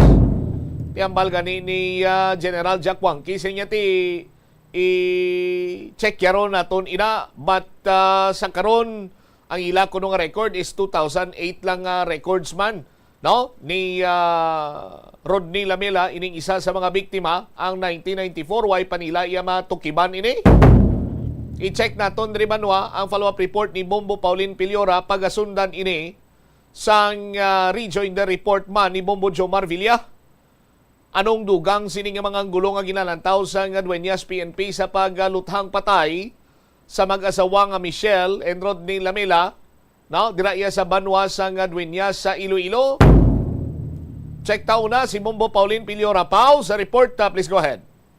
Bombo Cham, nagapati diri ang mga barangay officials sa Santo Niño nga wala sang atraso si punong barangay Michelle Lamela o kung wala sang lamod pinalutika ang isa sa mga ginasundan nga ang gulo sa pagtiro patay sa iya kag sa iya nga bana. Bombo Cham, sa aton ni pakigangutan diri si Kagawad Arnold Villanueva Sr. sa nga nasambit nga barangay iya ginpanghiyagan nga madugay na ini sila nga nagupdanay halin sang kagawad pa lang ini si punong barangay Michelle.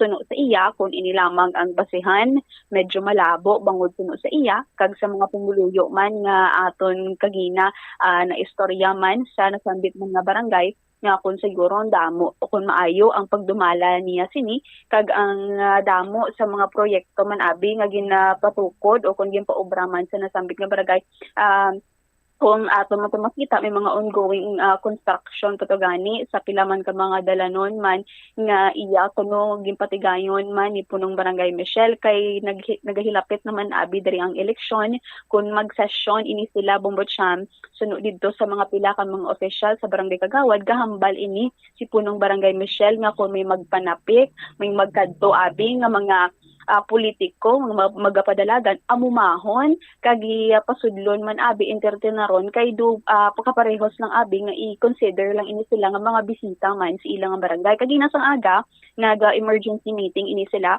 pagin istoryahan ang pag-turnover man o kung napagsaka sang posisyon sang first kagawad nga si Leo Lapastero sa posisyon man ni punong barangay Michelle Lamela. Yari bala, ipabati natin sa atong mga kabambo ang ato ng interview kay kagawad Arnold Villanueva Sr. ang kagawad sang nasambit man nga barangay sa Santo Niño, Dueñas, Iloilo. Parte kay Kapdo Miyan maya pagi na di ka barangay na pagi dumara na pagi binuligon mga nga kapitan. Alin sa pagpungkoy first term niya ni. First term. Pero kagawad siya antes. Nakakagawad man tapos nagi-stop tapos nagi-kadalagan doktor ka kapitan. Wala ka mabibati-batian di ka may kontra sa waya kon sa dia lang waya ti amo na da ang ginasugin nanda nga natabo ti amo mo lang da pero kon nga may dokron waya ti da sa bana yan niya sir waya man waya man kon sa bana na ti amo na da ya istorya lang dang sa natabo na nga da pero ang sa do karong halin ka to waya tama ka mabinuligon da nga tao man ma'am. Pero kadugdong kani sang mga year 2008 nangyara siya pag maging patay. Na amo gani dang amo gani dang do sa pagtabo ka to do ay ko ti do nuhaw ko to ay ti marayo maya ako nga balay mo. Ti tapos aga pa to na Kay pagkatapos to ang amutang insidente. Tido ay man mati man. Nareglo na to. Oo, nag-arreglo ana sanda. Sa inyo bi kagawad pagkakilala niyo man sa mag-asawa nga ni ginatanaw niyo abi nga ang gulo motibo abi sa pagtiro do ay pati idea dyan man. Ay ti kun sa kanalang do na mayad nga na nami nga kapitan ti nakaagi makakagawad mo. Kaya mabinuligon naman. Sa mo daro hindi mo taya tao ay ti sa duro man niya nagasulod nga mga kolektor. Hindi mo maanan niya tao. Hindi mo makilala. Pagipanaw na sir tuya ko sa sa outpost na may nagaubra ko ka outpost na mo to. Ti nagaagi mo to ka namon. Ay ikaw to ginapitan nila. Oo. Istorya pa ka mo. Oo. Way man nagipundo malang to nami man ang pagi da. Pagpanaw. Kuya matistorya nga kung man. Amo man ato hambal nako ti. Amo da gini ubra mo gali kagawad nako. Antes do tabo ni antes mo inadlaw may istorya sikap abe urbana yan sa cellphone do ka pangati no. Do ay gikok maanyo nagi sanda. Ay bisan dia iri mo kami nag-standby kun way mati may mga balita way man.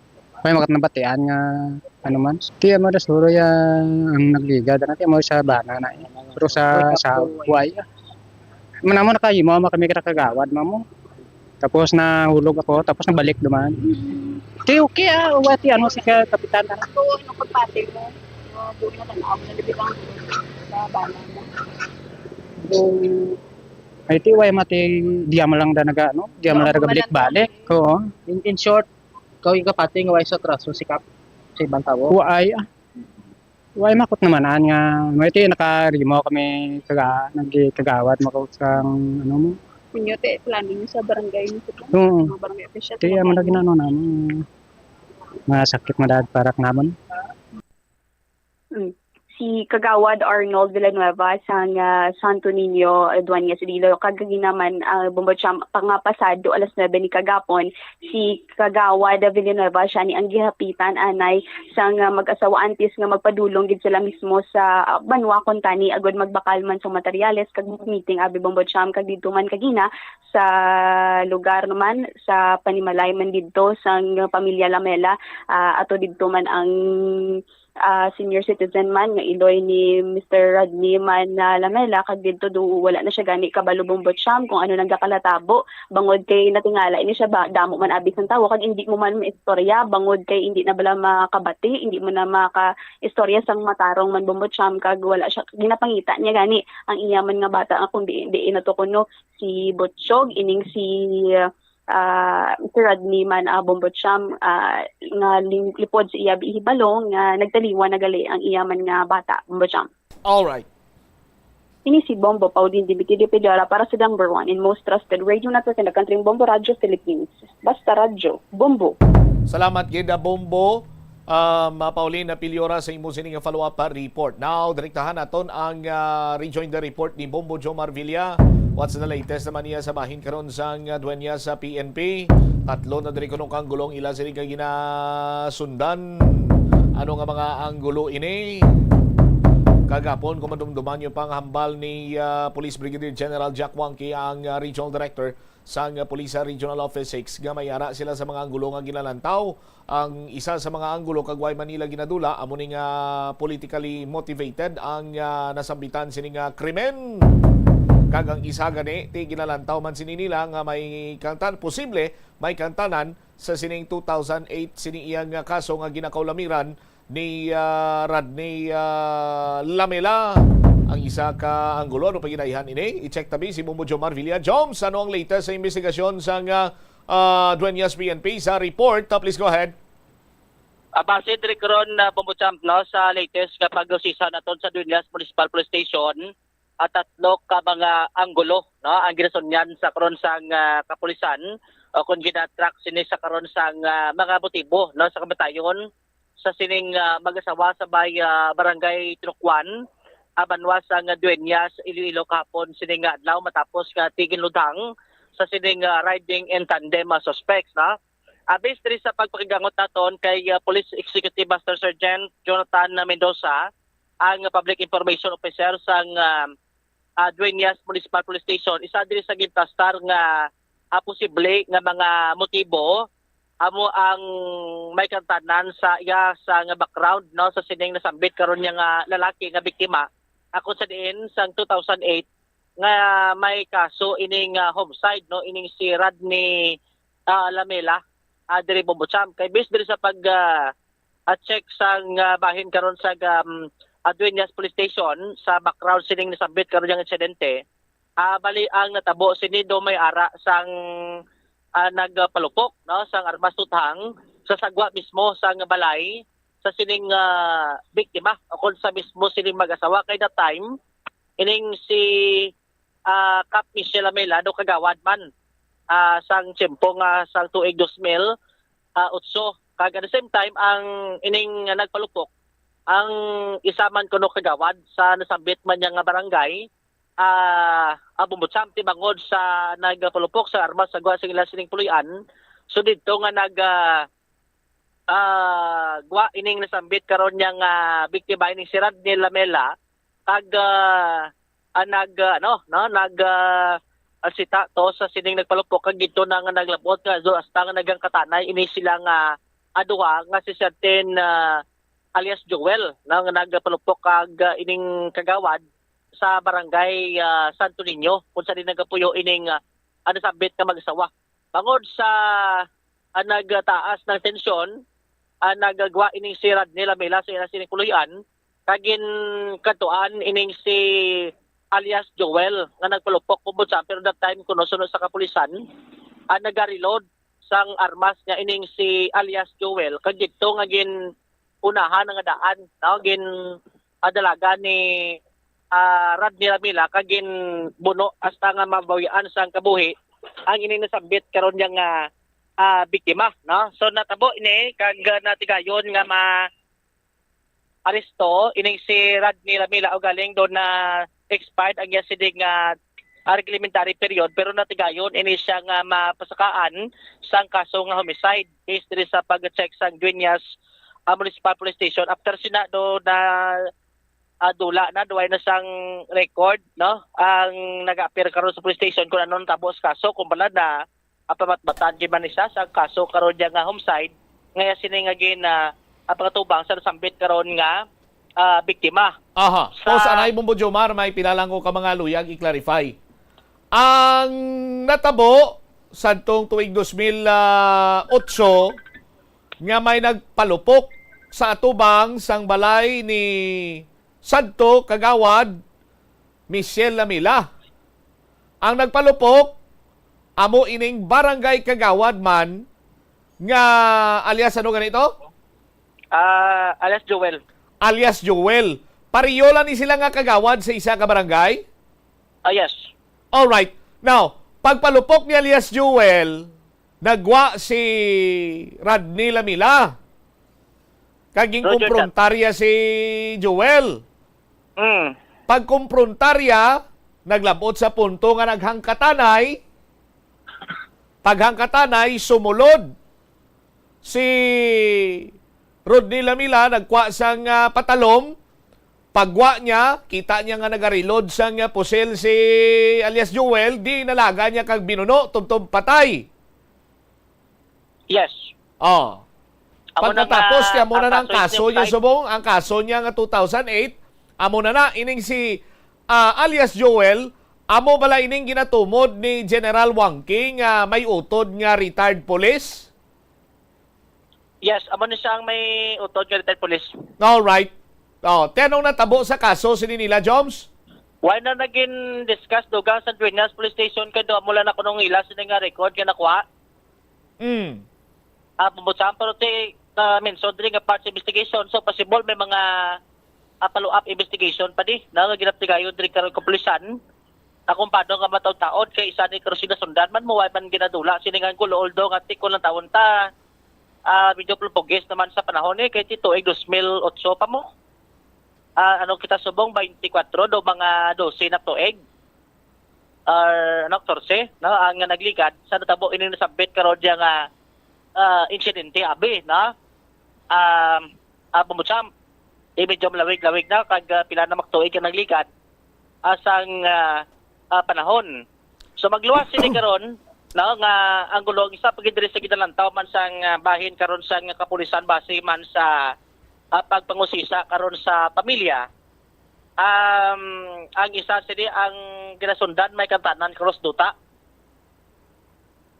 Based diri sa kay Police Executive Master Sergeant Mendoza, may ara ning ginasagod karon nga talamnan no ining si Radney Lamela adra sa ila sa di karon nga barangay kag sunod sa natungdan may wala na mention kung anong pilido ni pero may isa kunong pamilya no sa may barangay Santo Niño nga nagingabot no do gina claim bla no ang lupa nga gina sagod karon no ni Radney Lamela.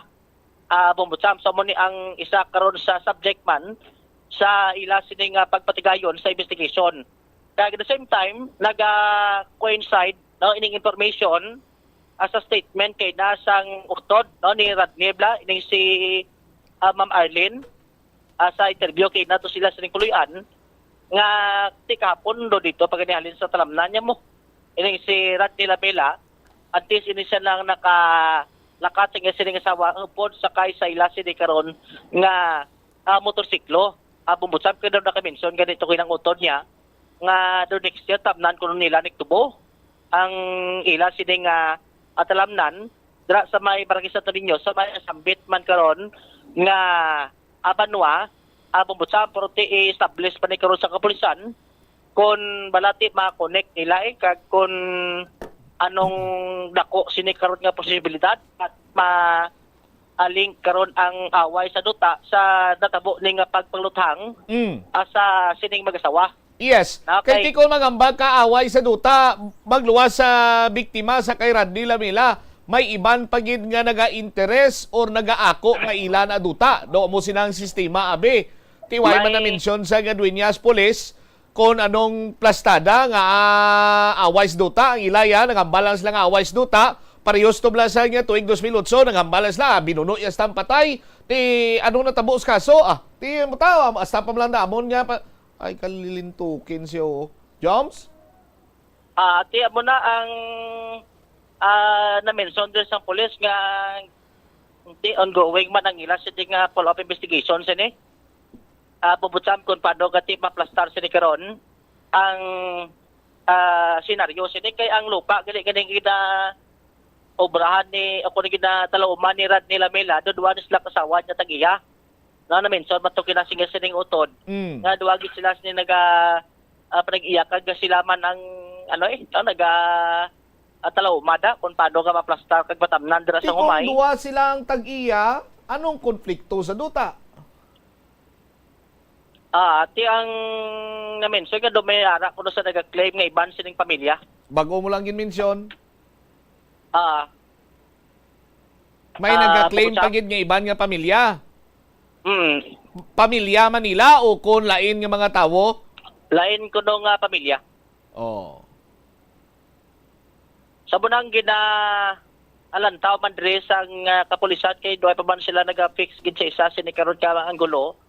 Kundi ginaknales mo nila kung ano karon nga posibilidad nga posible nga malig sa kamatayon sining mag-asawa. At the same time, dugang diri karon sang kapulisan, hindi pa man klaros ni no kay hindi abi kompleto ang mga information nga gin relay diri sa aton kag base man to kuno sa pamilya nga gin plastad diri nga posible political threat. Ang isa sa rason bangod nga asa nagapadlagan kuno ni kapitan kay do first term ni pagkakapitan mo no ini si Cap Michelle kay liga to kagawad Bubucham mention do sang pulisan do mayara sang political threat no sa aton sini karon nga mga kabombo bagod nga ini siya sang ining nagapadlagan sa pagkapunong barangay adra sila sini karon nga lugar Bubucham do mayara kuno sa information kag mayara kuno sa information ng pamilya. Lagin pandaman ining nasambit karon nga biktima ining si Michelle Lamela nga hindi kuno nagay sakay sa motorsiklo basi may matabo. Amo na ang information nga nakuha sang kapulisan sa pamilya kay ang motorsiklo na ning means of transportation halin sila sining puluyan pakadtos banwa abi no kon may katuan sila kay di medyo layo inalas ning lugar sa Bangga pakadtos banwa sa Dueñas pero duway man to kuno gin dogin seryoso gid abi. Anyway, Joms, nahamot ako sino na makabig bala ang political threat kung hambalan mo isa ka tao nga hindi sagad sakay sa motor? Siguro hindi sagad sakay sa motor kay ti. Amo na bala hambalanon ga kadisgrasya gani 4 ruida, 3 ruida, inang motor pa.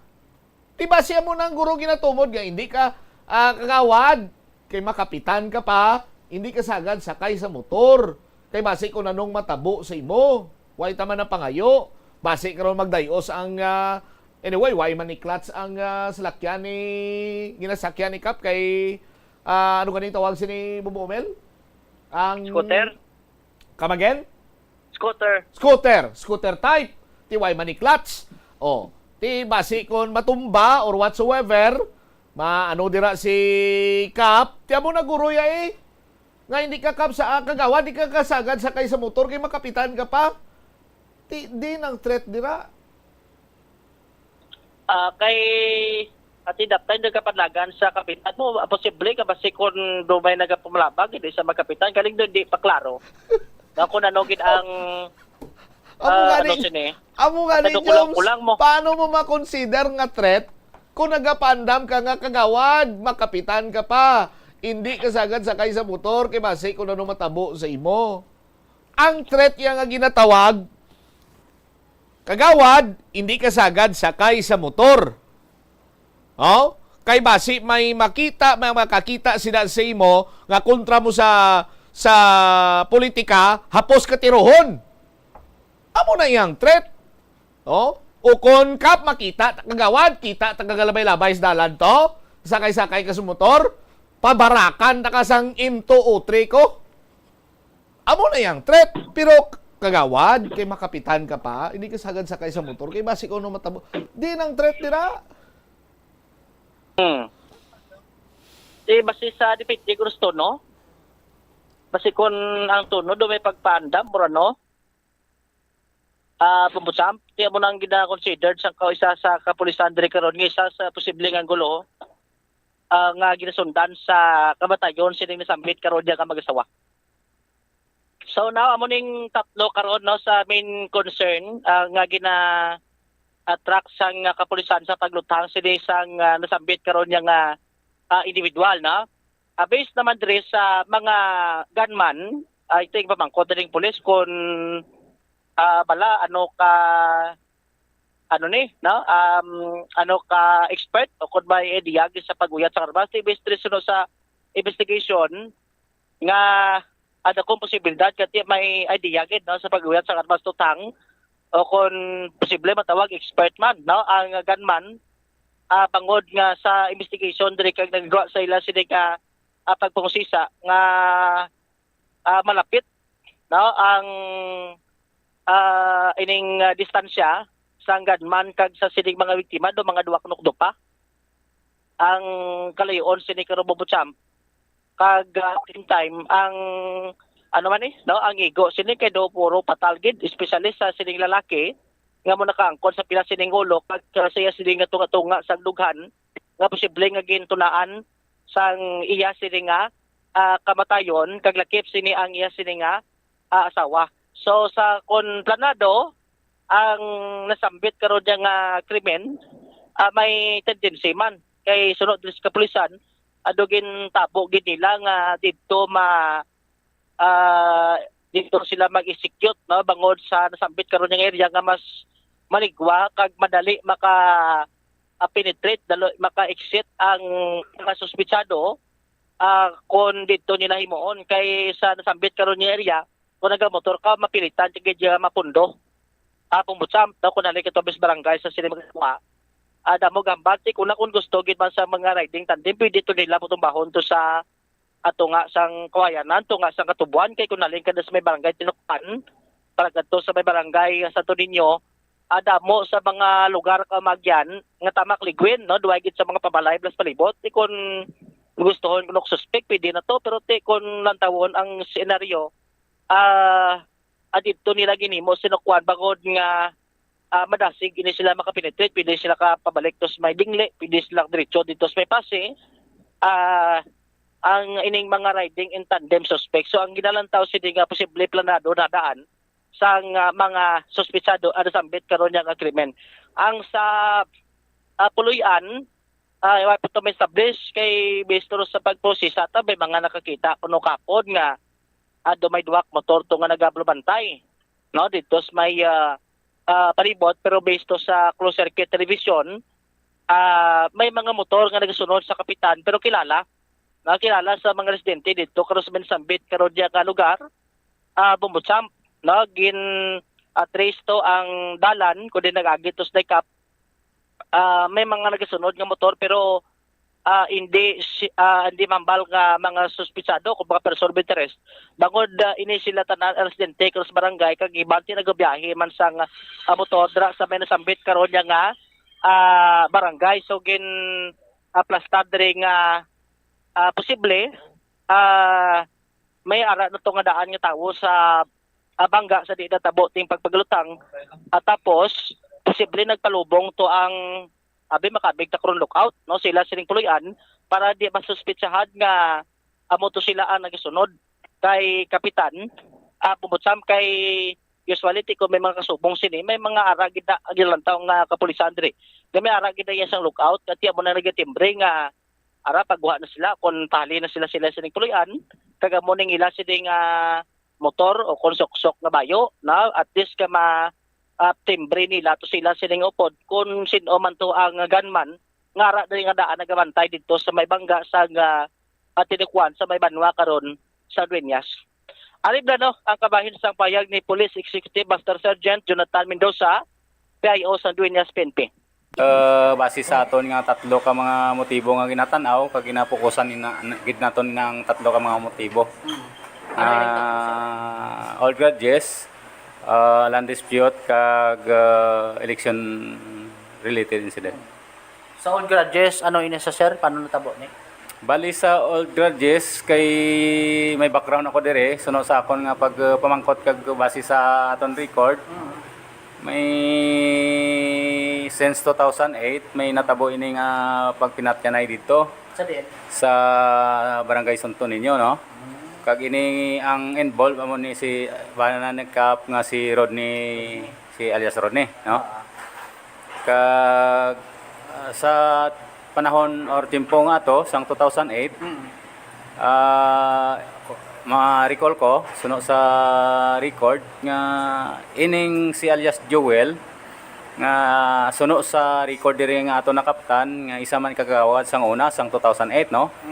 Kag nakainom ini kag nagpinalupok sa iya armas sa tubang sang tindahan kag balay ni alias Rodney kag ni Kapitan Lamila. Michelle, no? So natabuan kag nagkonfrontasyon dito ginsaway ining nagpinalupok sang isa mang kagawad sang timpo nga to nga si Michelle kagawad pa sang 2008, no? Kag atong si Joel kagawad man.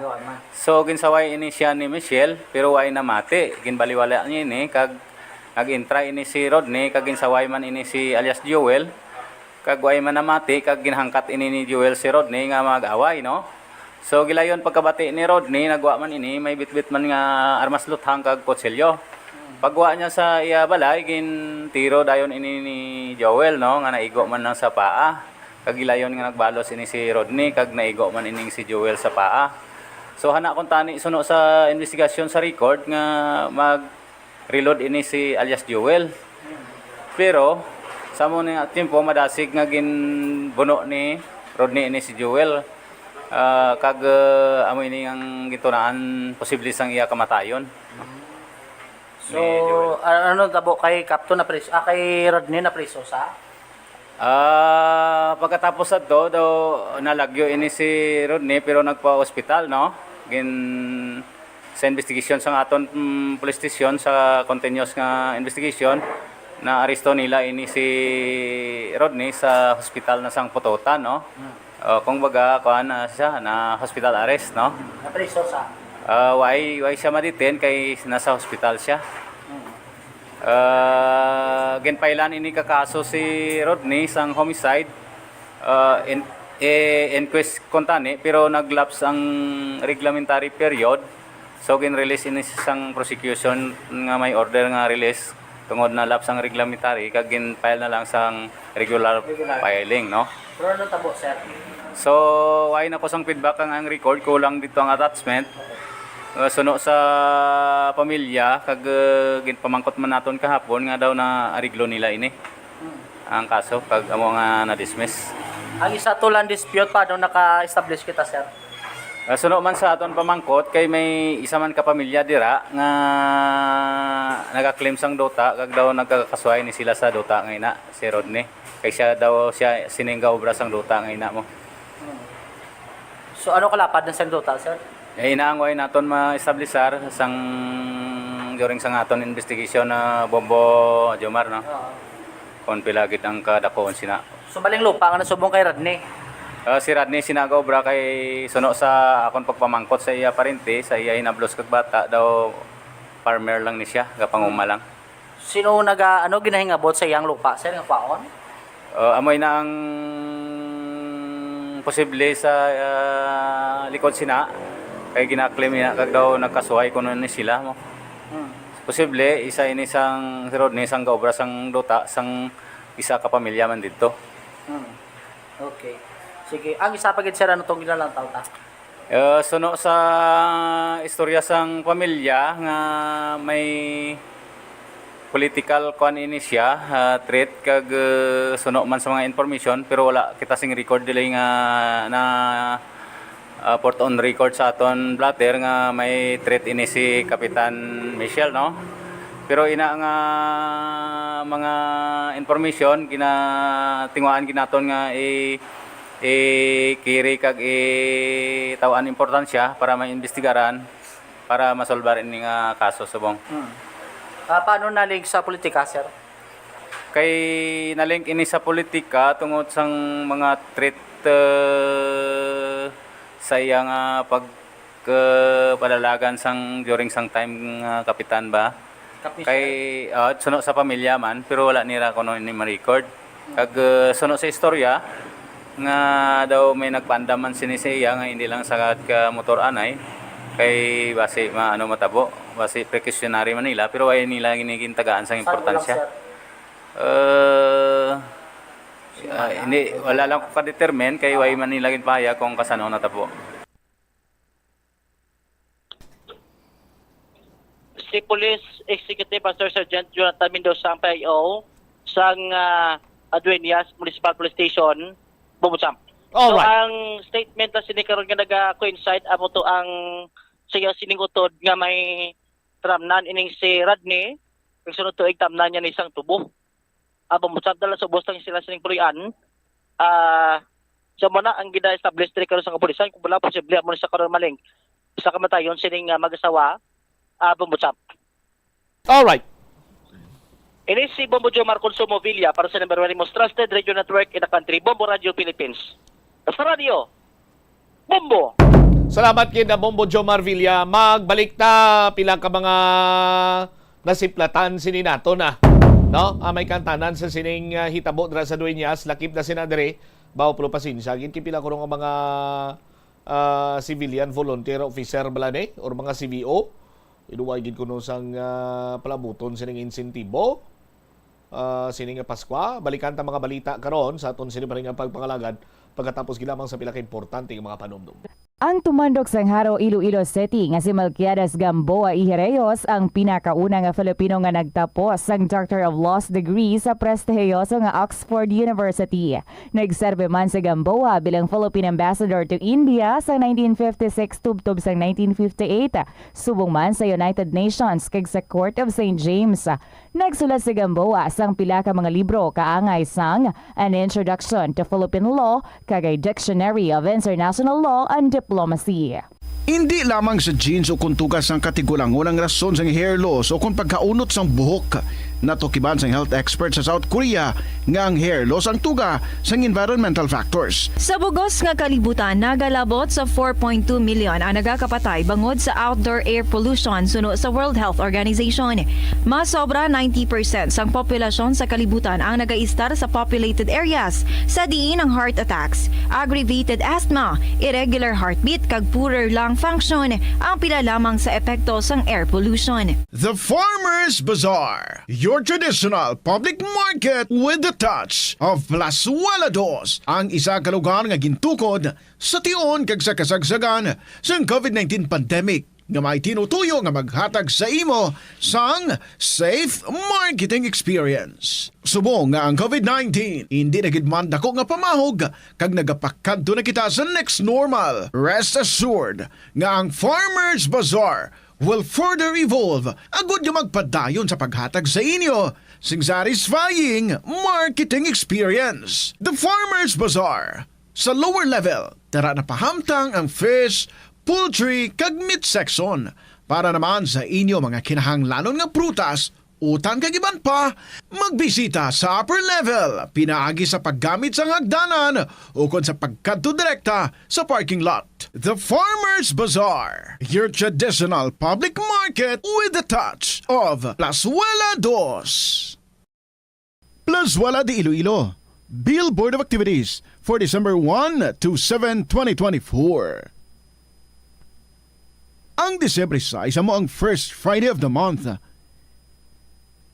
Ini ang ika-12 nga promesa ni Jesus nga ginhambal pinaagi kay Sister Margaret Mary Alacoc para sa tanan nga mga devotees sang Sacred Heart of Jesus.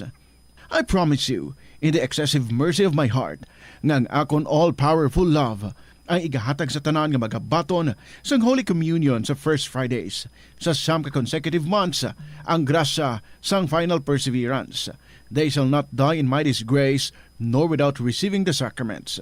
Ang akon divine heart amo ang ilamangin safe refuge in this last moment. In line with this, ginaagdang tanan nga mag-attend sa First Friday Mass to honor the Sacred Heart of Jesus sa La Tolda sa Disyembre 6. Mag-aumpisa alas 5:30 sa hapon.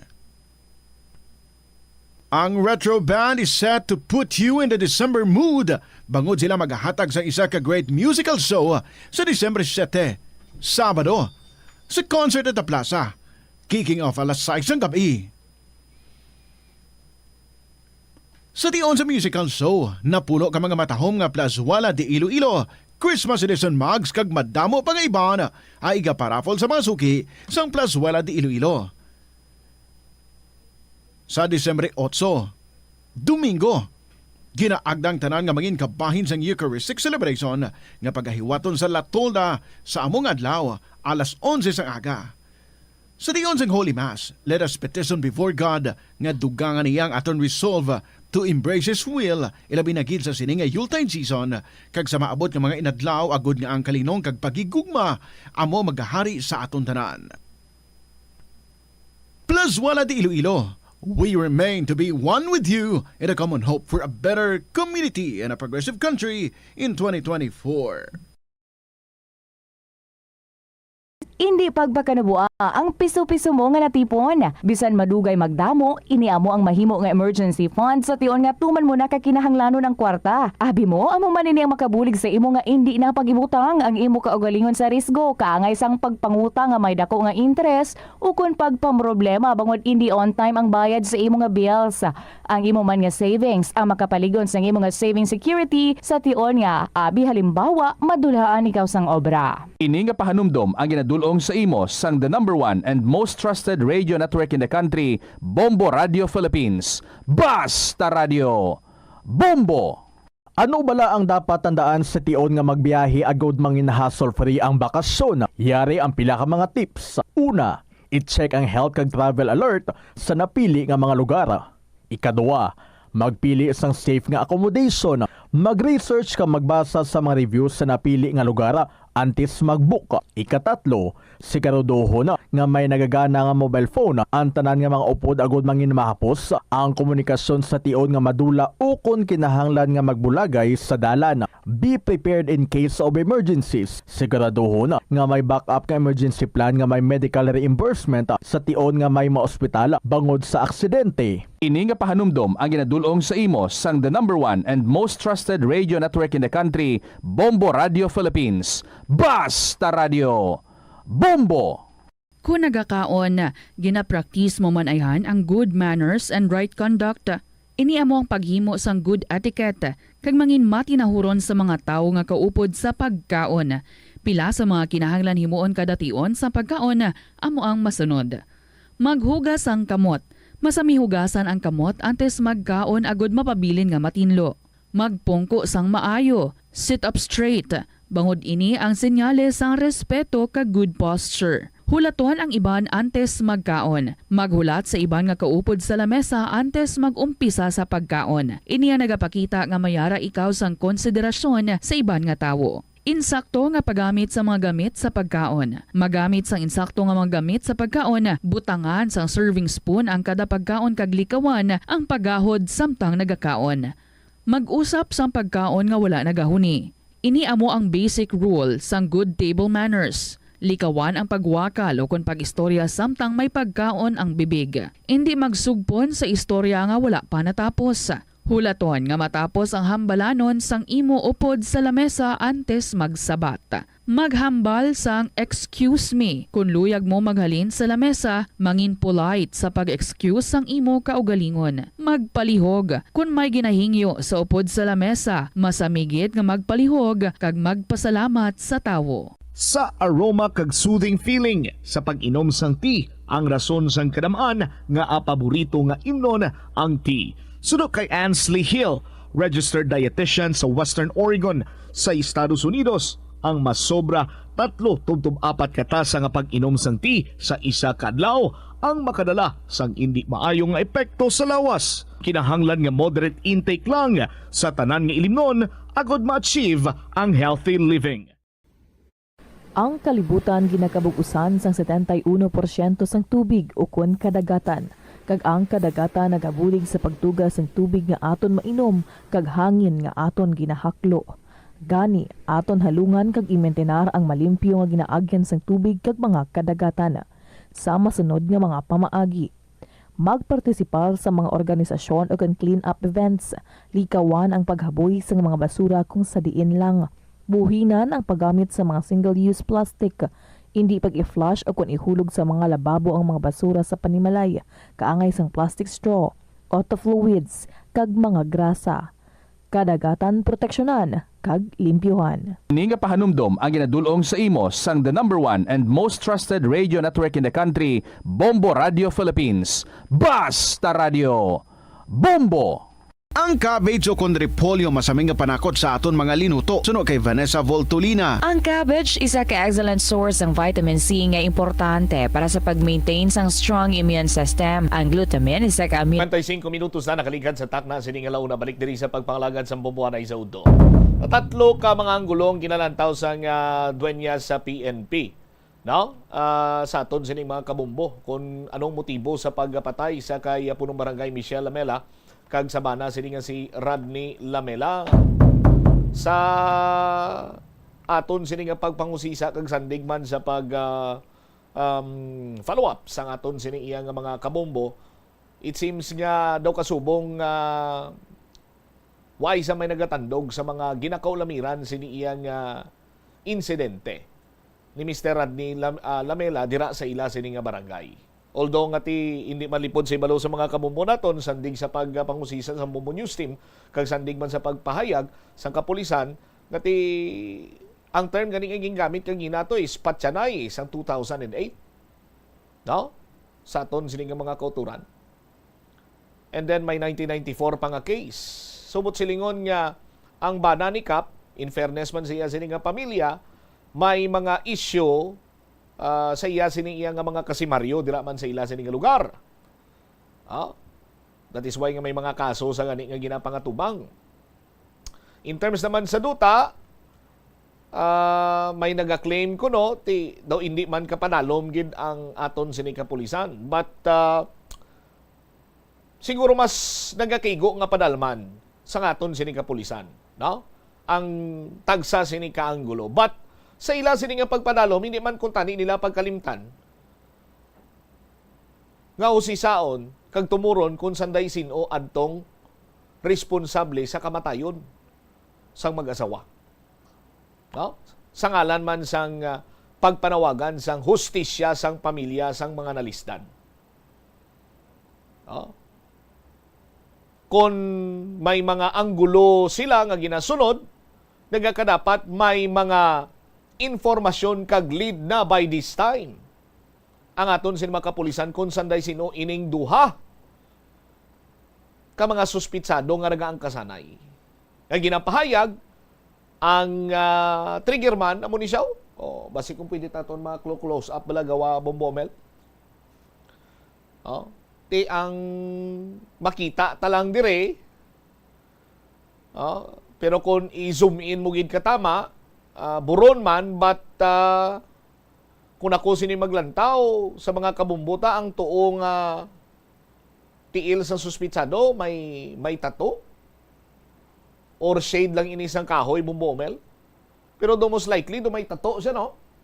Ang pito ang sining batiis ti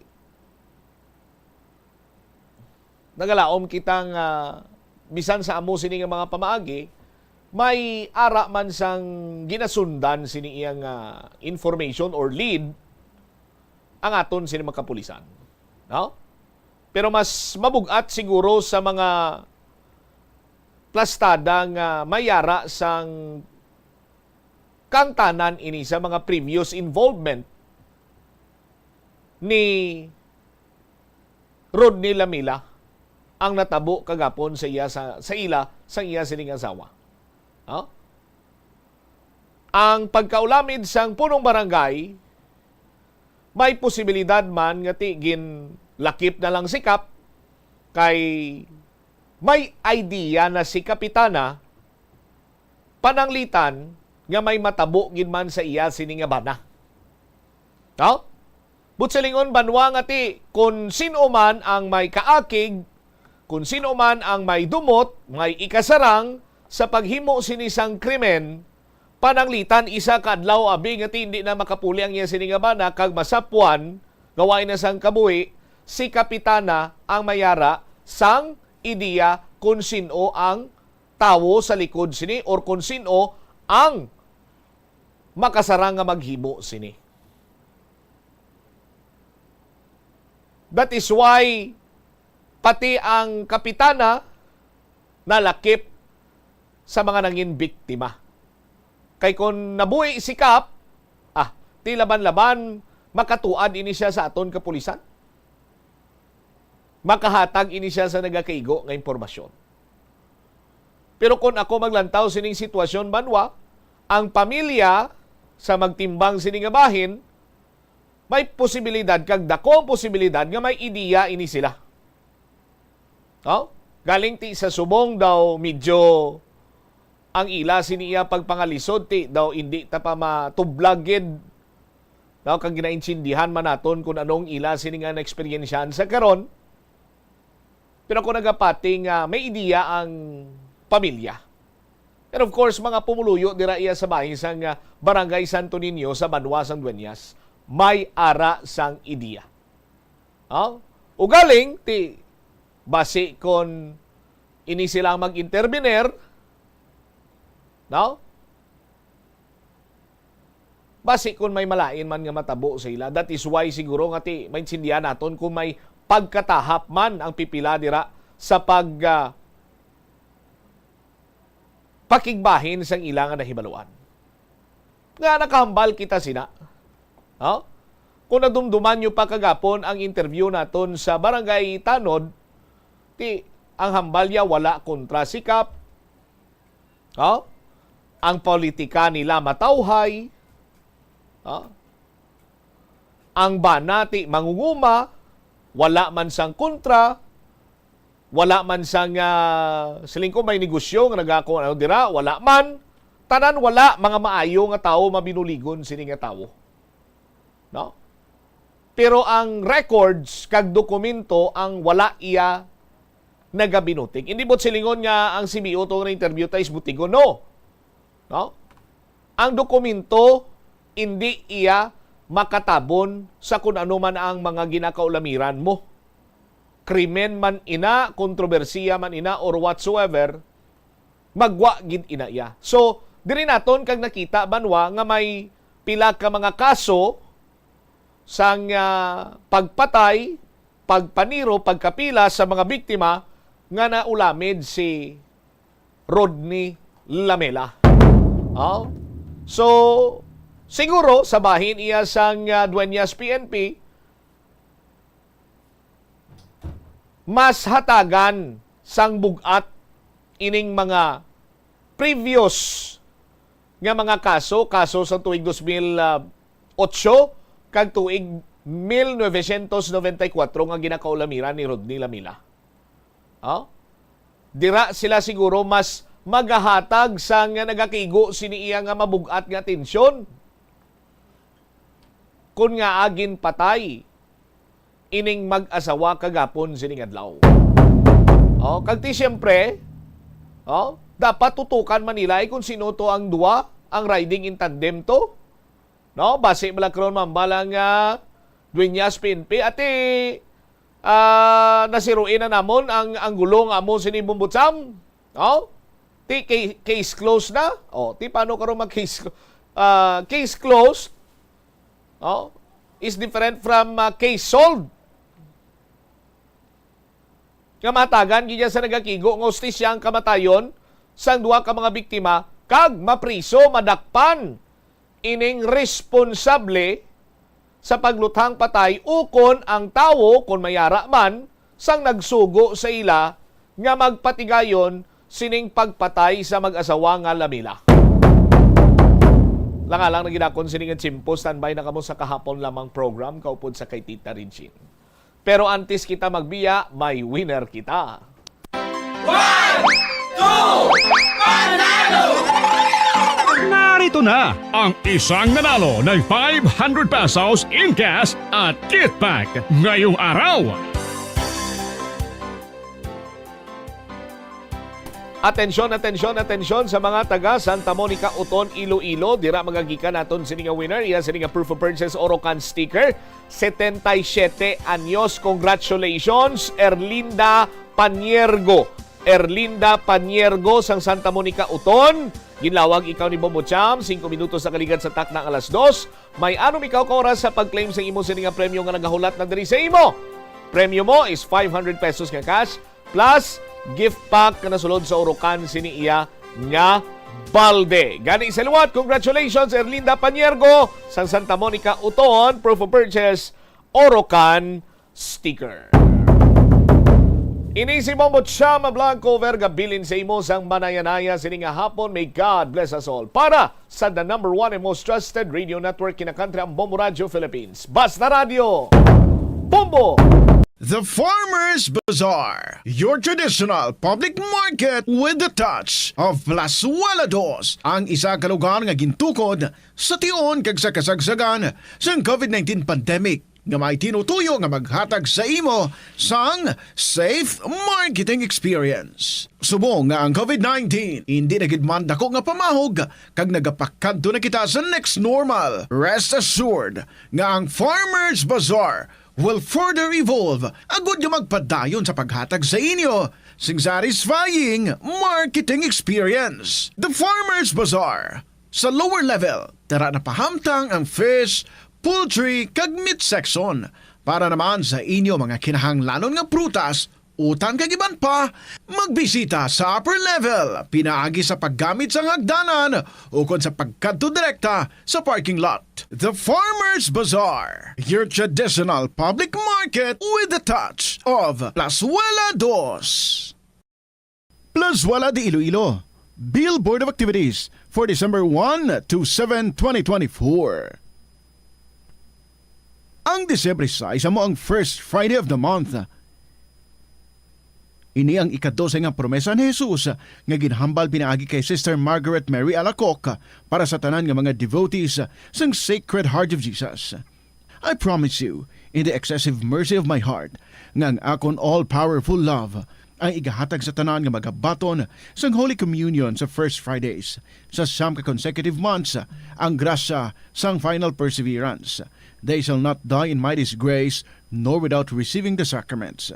Ang akon divine heart, amo ang ilamangin safe refuge in this last moment. In line with this, ginaagnang tanan nga mag-attend sang First Friday Mass to honor the Sacred Heart of Jesus sa Latolda sa Disyembre 6. Mag-aumpisa alas 5:30 sa hapon. Ang Retro Band is set to put you in the December mood. Bangod sila maghahatag sa isa ka great musical show sa Disyembre 7, Sabado, sa concert at the Plaza, kicking off alas 6 ng gabi. Sa tiyon sa musical show, napuno ka mga matahom nga Plazuela de Iloilo, Christmas edition mugs kag madamo pang iban ay igaparafol sa mga suki sang Plazuela de Iloilo. Sa Disyembre 8, Domingo, ginaagdang tanan nga mangin kabahin sang Eucharistic celebration nga pagahiwaton sa Latolda sa among adlaw alas 11 sang aga. Sa diyon sang Holy Mass, let us petition before God nga dugangan niyang aton resolve to embrace His will ilabi na gid sa sining nga Yuletide season kag sa maabot nga mga inadlaw agud nga ang kalinong kag pagigugma amo magahari sa aton tanan. Plazuela de Iloilo, we remain to be one with you in a common hope for a better community and a progressive country in 2024. Kabombo, nagapalibog ka bala kung ano nga regalo ang imo hatag sa imo ihado kag ihada? Hindi kinahanglan nga mahal, basta makahulugan lamang kag mapuslanon para sa imo hatagan. Yari ang pila ka mga ideya sa pagpili sang regalo. Kung masarangan, mahimo mo nga ihatag kung ano mismo ang ila ginapangayo, bangod patod nga magustuhan nila ang imo regalo. Mahimo mo man nga mahatag kung ano ang ila sila kinahanglan kaangay abisang school supplies kag iban pa kun sila ang nagaeskwela. Mapuslanon gid kun ang imo regalo sarang nila masuksok kaangay sang bayo, pantalon ukon sapatos. Pukawa man ang ila interes sa pagtuon kag sa pagpalapad sang ila mga kinaadman pinaagi sa pagregalo sa ila sang mga libro. Sorpresahan man sila pinaagi sa paghatag sang regalo nga sa ulihi marealisar nila kinahanglanon gid gali nila. Ang Pasko wala ginatakos sa bilis ng regalo kundi sa kahulugan sini kung sa diin makatuon kita nga mangin maalwan kag mapinasalamaton sa mga grasya nga aton mabaton. Ini nga pahanumdom ang ginadulong sa imo sang Bombo Radio Philippines, ang pambansang radyo ng Pilipinas kag #1 radio network in the country. Basta Radio Bombo! Nagasala ka bala sa imo nga tulunan kag daw hindi ka makahibalo kung ano ang imo nga unahon? Kung magtuon ikaw, siguraduhang anay nga nakakaon ikaw sang maayo, agud nga maka-function ang imo nga utok. Kung gusto mo ang snacks, siguraduhan man nga napreparar na ini antes pa man ang imo study time. Bangod basi, mawili ikaw sa pagkuti sang imo nga pagkaon kag ma-distract ikaw sa imo nga tulunan. Siguraduhan man nga tapos na ang imo nga olobrahon sa sulod sang balay para nga makalikaw sa interruption kag para sigurado naman nga maka-relax ikaw kung matapos mo na ang pag-review. Ini nga pahanumdom ang ginadulong sa imo sang the #1 and most trusted radio network in the country, Bombo Radio Philippines. Basta Radio Bombo!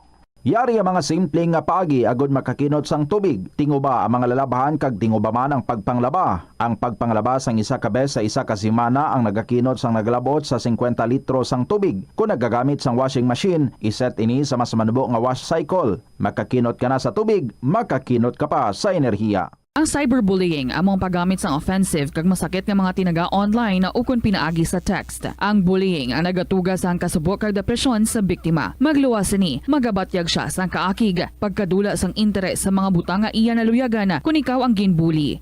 Una nga tika nga imo himuon, amo nga magpangayo sang bulig sa tawo nga imo masaligan. Paano ka bala makabulig nga mauntat na ang bullying? Simple lang, don't be a bully. Hindi mag-post online nga makahatag sang sakit sa balatyagon sa isa ka tawo. Yari ang mga epektibo nga pamaagi agud mapabilin nga safe ang pagkaon sa imo pamilya. Ipabili ng katilo. Maghugas sa mga kamot bago mag-uyat sang pagkaon kag masami nga himuon ini sa tiyon nga naghahanda ikaw sang pagkaon. Maghugas man sa mga kamot pagkatapos nga nagamit ikaw sang kasilyas. Hugasan kag tinluan sa maayo ang lamesa kag tanan nga mga kagamitan sa paghanda sang pagkaon. Siguraduhon man nga safe ang kusina kag pagkaon gikan sa mga insekto, mga peste kag iban pa nga mga sapat. Ini nga pahanumdom ang ginadulong sa imo sang the #1 and most trusted radio network in the country, Bombo Radio Philippines. Basta Radio Bombo! Kung ikaw ang nag-stay sa hotel, ang pag-practice ng good manners and right conduct ang importante man sa pagpasiguro nga manami ang imo experience kag ang experience ng iban nga tawo. Makitaan sa hotel ang staff, guest, kag management. Gani ang proper etiquette ang kinahanglanon agud ma-achieve ang harmonious environment. Mangin polite sa hotel staff. Tamyawa, sang hello o kung good morning ang hotel staff. Ipakita na nagarespeto ikaw sa ila katungdanan kag trabaho. Magamit sang please kag thank you kung mayara ikaw nga request o kung hingyo sa ila. Kung nagsala sila sa imo gin-request, magpabilin nga kalmado sa gihapon kag indi na magpangakig pa o kung mangin demanding. Kung ang hotel staff naghatag sang manami nga serbisyo, mas maayo kung maghatag sang tip bilang token of appreciation sang ilang hard work. Sundo ng check-in kag check-out times. Mangin mindful sang check-in kag check-out times sang hotel agud malikawan ang inconvenience sa staff kag iban pa nga guest. Sundon ang no smoking policy kag iban pa nga pulisa. May kaangtanan sa gahod, mga hinuptanan nga sapat o kon restricted areas. Mangin mahinalungon sa propiedad sang hotel. Respetuhon ang iban nga amenities kag likawan ang paguba o kon hindi maayo nga paggamit sang kwarto. Regulate ang gahod. Ilabi na sa hallways kag common areas, likawan ang magahod nga inistoryahanay. Paglagapok sang puwertahan o kon pagpatukar sang music nga makadisturbo sa iban nga guest. Maghatag sang maayo nga Ito ang Bombo Radio Philippines. Fully digitalized, numero 1 sa balita, komentaryo, drama at serbisyo publiko. Bombo Radio Philippines. Bombo Radio Philippines. Ang inyong number 1 at most trusted radio network in the country. Basta Radio Bombo! December 6, 2024, beautiful Friday, 2:14 in the afternoon. Mayong hapon din sa inyo tanan mga kabombo. This is Tita Regine. Welcome sa kahapon lamang program sa ating Christmas Countdown. Christmas is a time for sharing, giving gifts for everyone. What matters now is this Christmas we share the love.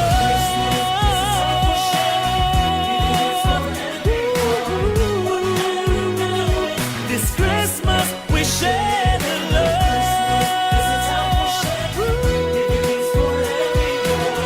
What matters now is this Christmas we share. We share the love, mga kabombo, 19 days bago ang Pasko. Wow, masandukot na ang party-party.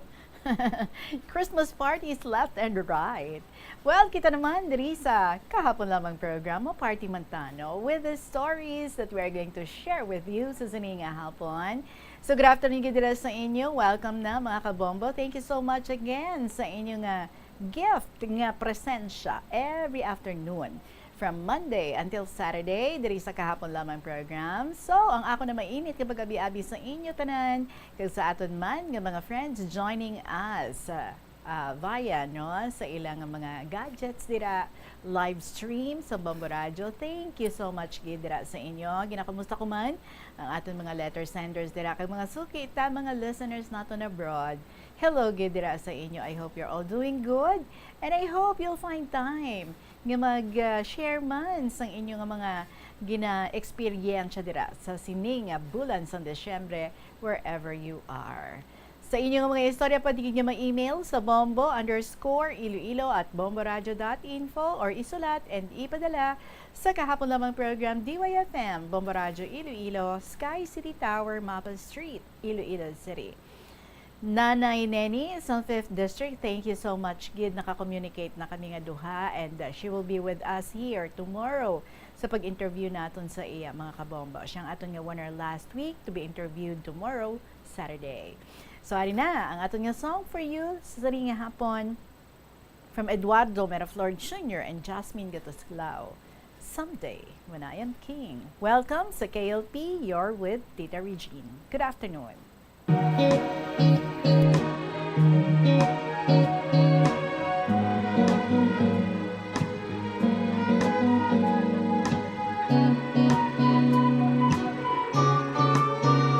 I can't claim it as my birthright, but my cap will be my crown. The broom will be my scepter, and the stool will be my throne. The doves will be the horses with the prince and princess of her own. The shack will be a castle, and a kingdom we'll call home. We don't need the red carpet in our humble royal ball. We'll be rulers in our slippers, dancing in our wooden floor. In our simple regal banquet, let's forget the silver spoon. Promise I will cook your favorite, and we'll dine under the moon. Please hold on, my queen. Soon we'll live a dream. In a different realm, my fate will change. It's more than just pretend, 'cause in our hearts don't bend. You and I will reign someday when I am king. We don't need a bed of roses, the curtain is a purple robe. My arms will be your mattress, I'm your blanket from the cold. And our rags will look majestic as we lord our little world. Our love will be our treasure, more than all the pearls and gold. We have fought so many battles to earn a palace in the sky. You have been my shield, my armor, and you never left my side. Now it's only fair, my lady, that I will give you the life, the one that you deserve, and the no wonder we're deprived. Ooh, please hold on, my king. Soon we'll live the dream in a different realm. My fate will change. It's more than just pretend, 'cause in our hearts domain, you and I will reign someday when I am queen.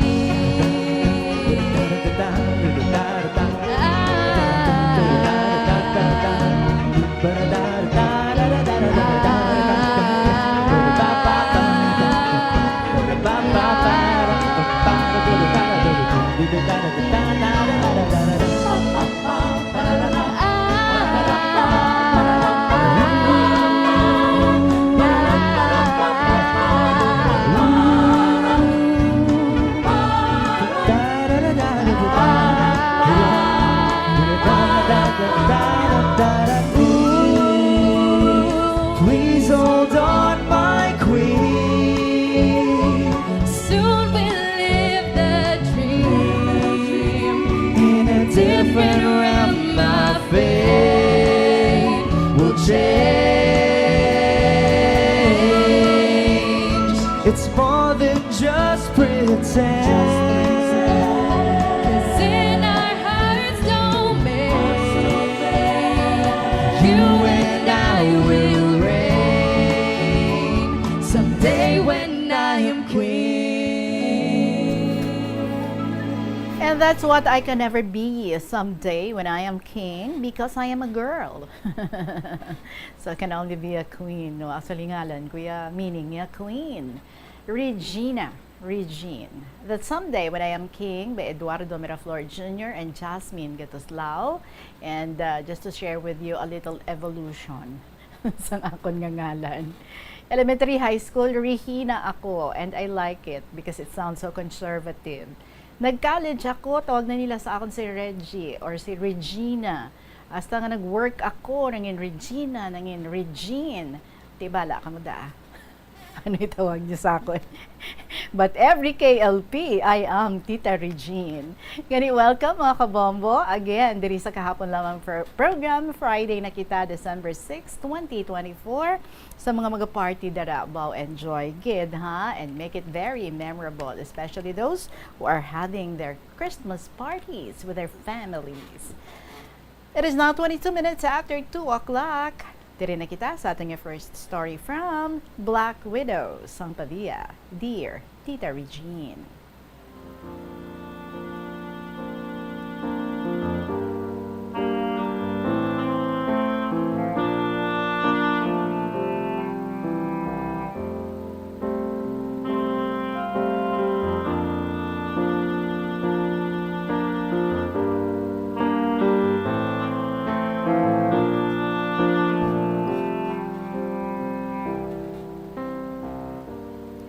Good afternoon to all. Christmas Day is fast approaching. Kaya sa uulitin, ari naman ako sa KLP, magapasakop sa akong nga sulat about sang tiyempo hapon. Nga ginaistorya sa amon mga katigulangan. Ang ila makasiligni o makaharadlok nga naagyan, nga nagutas sa madamo ang kabuhi, kag nagkalaguba nga pala nga buhian. As what the Bible stated in the book of Matthew, signs of the end of ages, as Jesus Christ said, you will hear of wars and rumors of wars. But see to it that you are not alarmed. Such things must happen, but the end is still to come. Nation will rise against nation, and kingdom against kingdom. There will be famines and earthquakes in various places. All these are beginning of birth pains.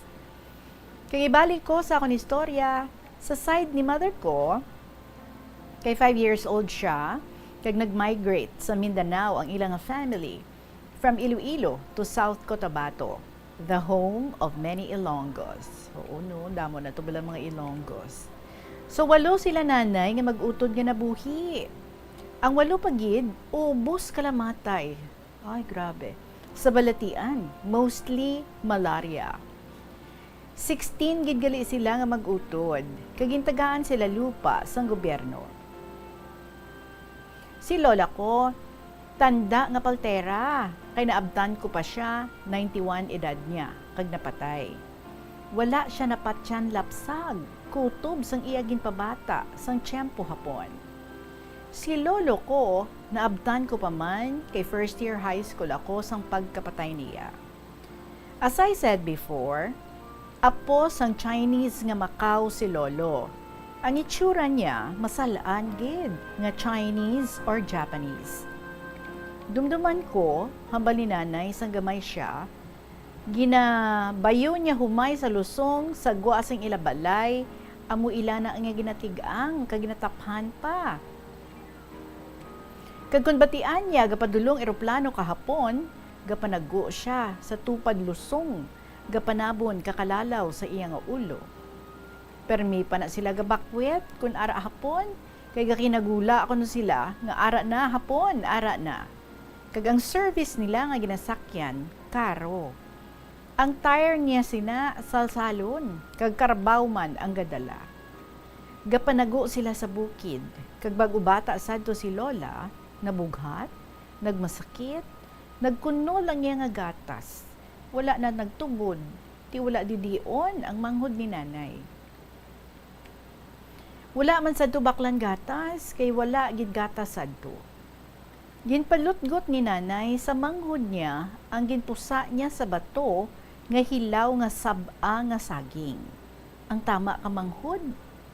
Ay nabuhi man si tiyoy, kay nag-ayo man si lola. Mga bayo nila sadto, ginalubong nila sa lupa. Kag igo nila balikon, dunot na, tungod sang init ka lupa. Wala habon, wala asin, kaluluoy gid sila. Subo-subo gid ang ilang life. Sang ulihi ko no, namintas ang mga Hapon. So amo tawag nila nga Huwes de Kutsilyo. Nagapamatay na sila mga civilians. Kagulpi lang, pinangkuha kahapon ang mga lalaki nga mga amay. Pinangdala sila, hasta si lolo, kay pihugid, pamatsyon sila. Ginpalakat sila, kagadamo sa ila mga lalaki, kagintipon sa higad suba, agud pamatsyon na kuntani. Pero si lolo, nakita sang Hapon ang iya hitsura, kaginpamangkot siya, kun Hapon siya.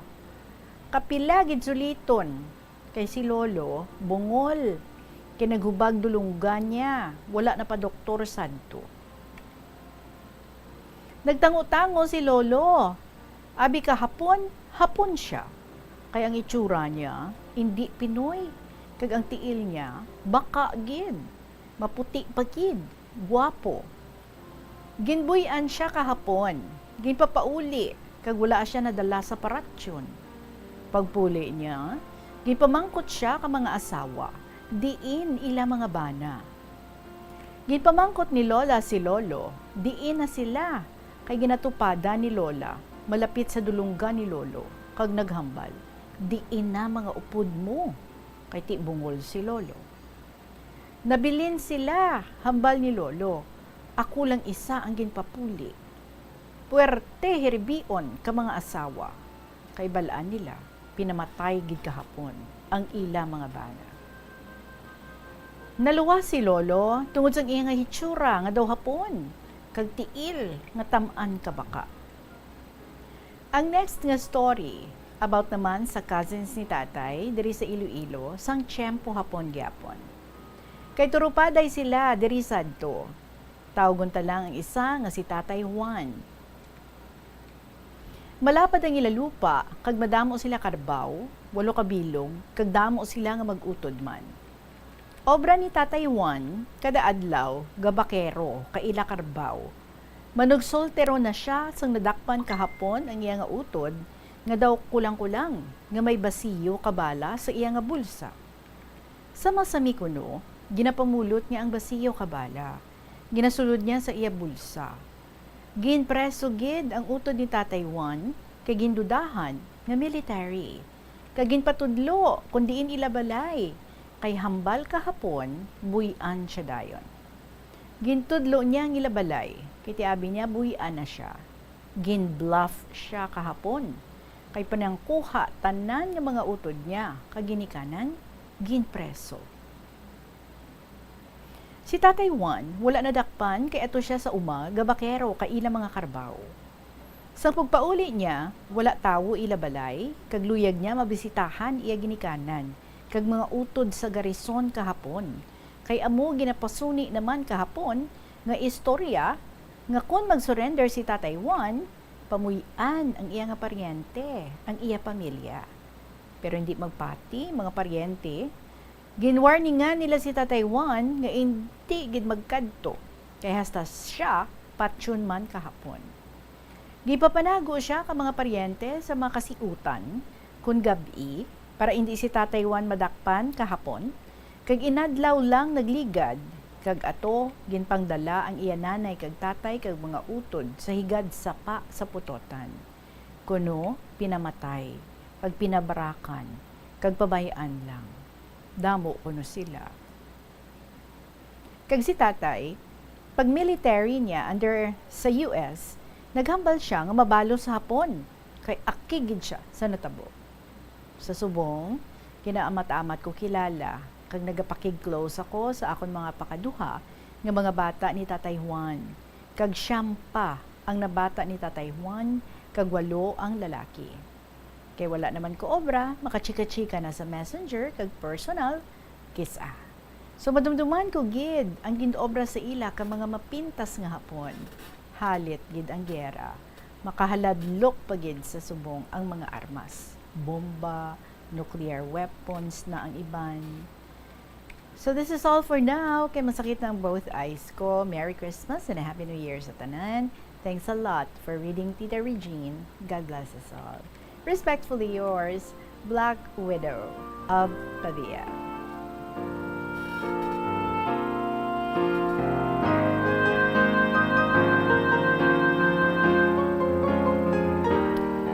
Yes, you are right, no? War is so sad. Do halos wala na dili ang kabuhi isang tawo.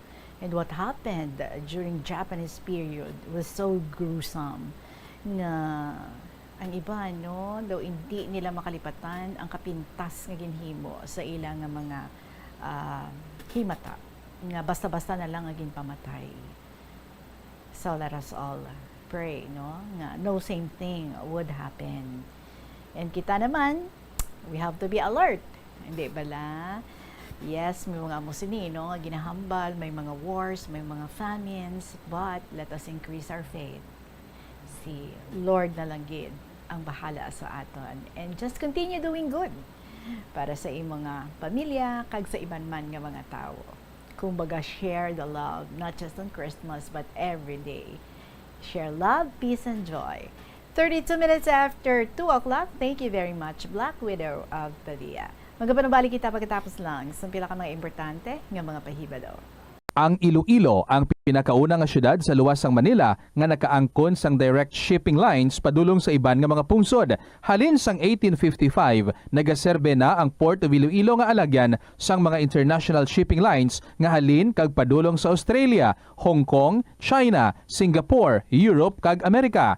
September 29, 1855, sang ginbuksan ni Queen Isabella II sang Spain ang Port of Iloilo para sa international market. Mas nangin mahapos pagid ang trade sa tunga sang Iloilo kag Europe, ilabi na sa United Kingdom sang nabuksan ang Suez Canal sadtong 1869. Hindi man malain ang magloan, ilabi na kun major ang imo balaklon. Kaangay abis ang balay o kun salakyan nga kinahanglanon mo gid. Apang panugyan bala sa mga eksperto, kun dako gid ang imo baklon, ang cash gihapon ang best, safest kag cheapest nga option.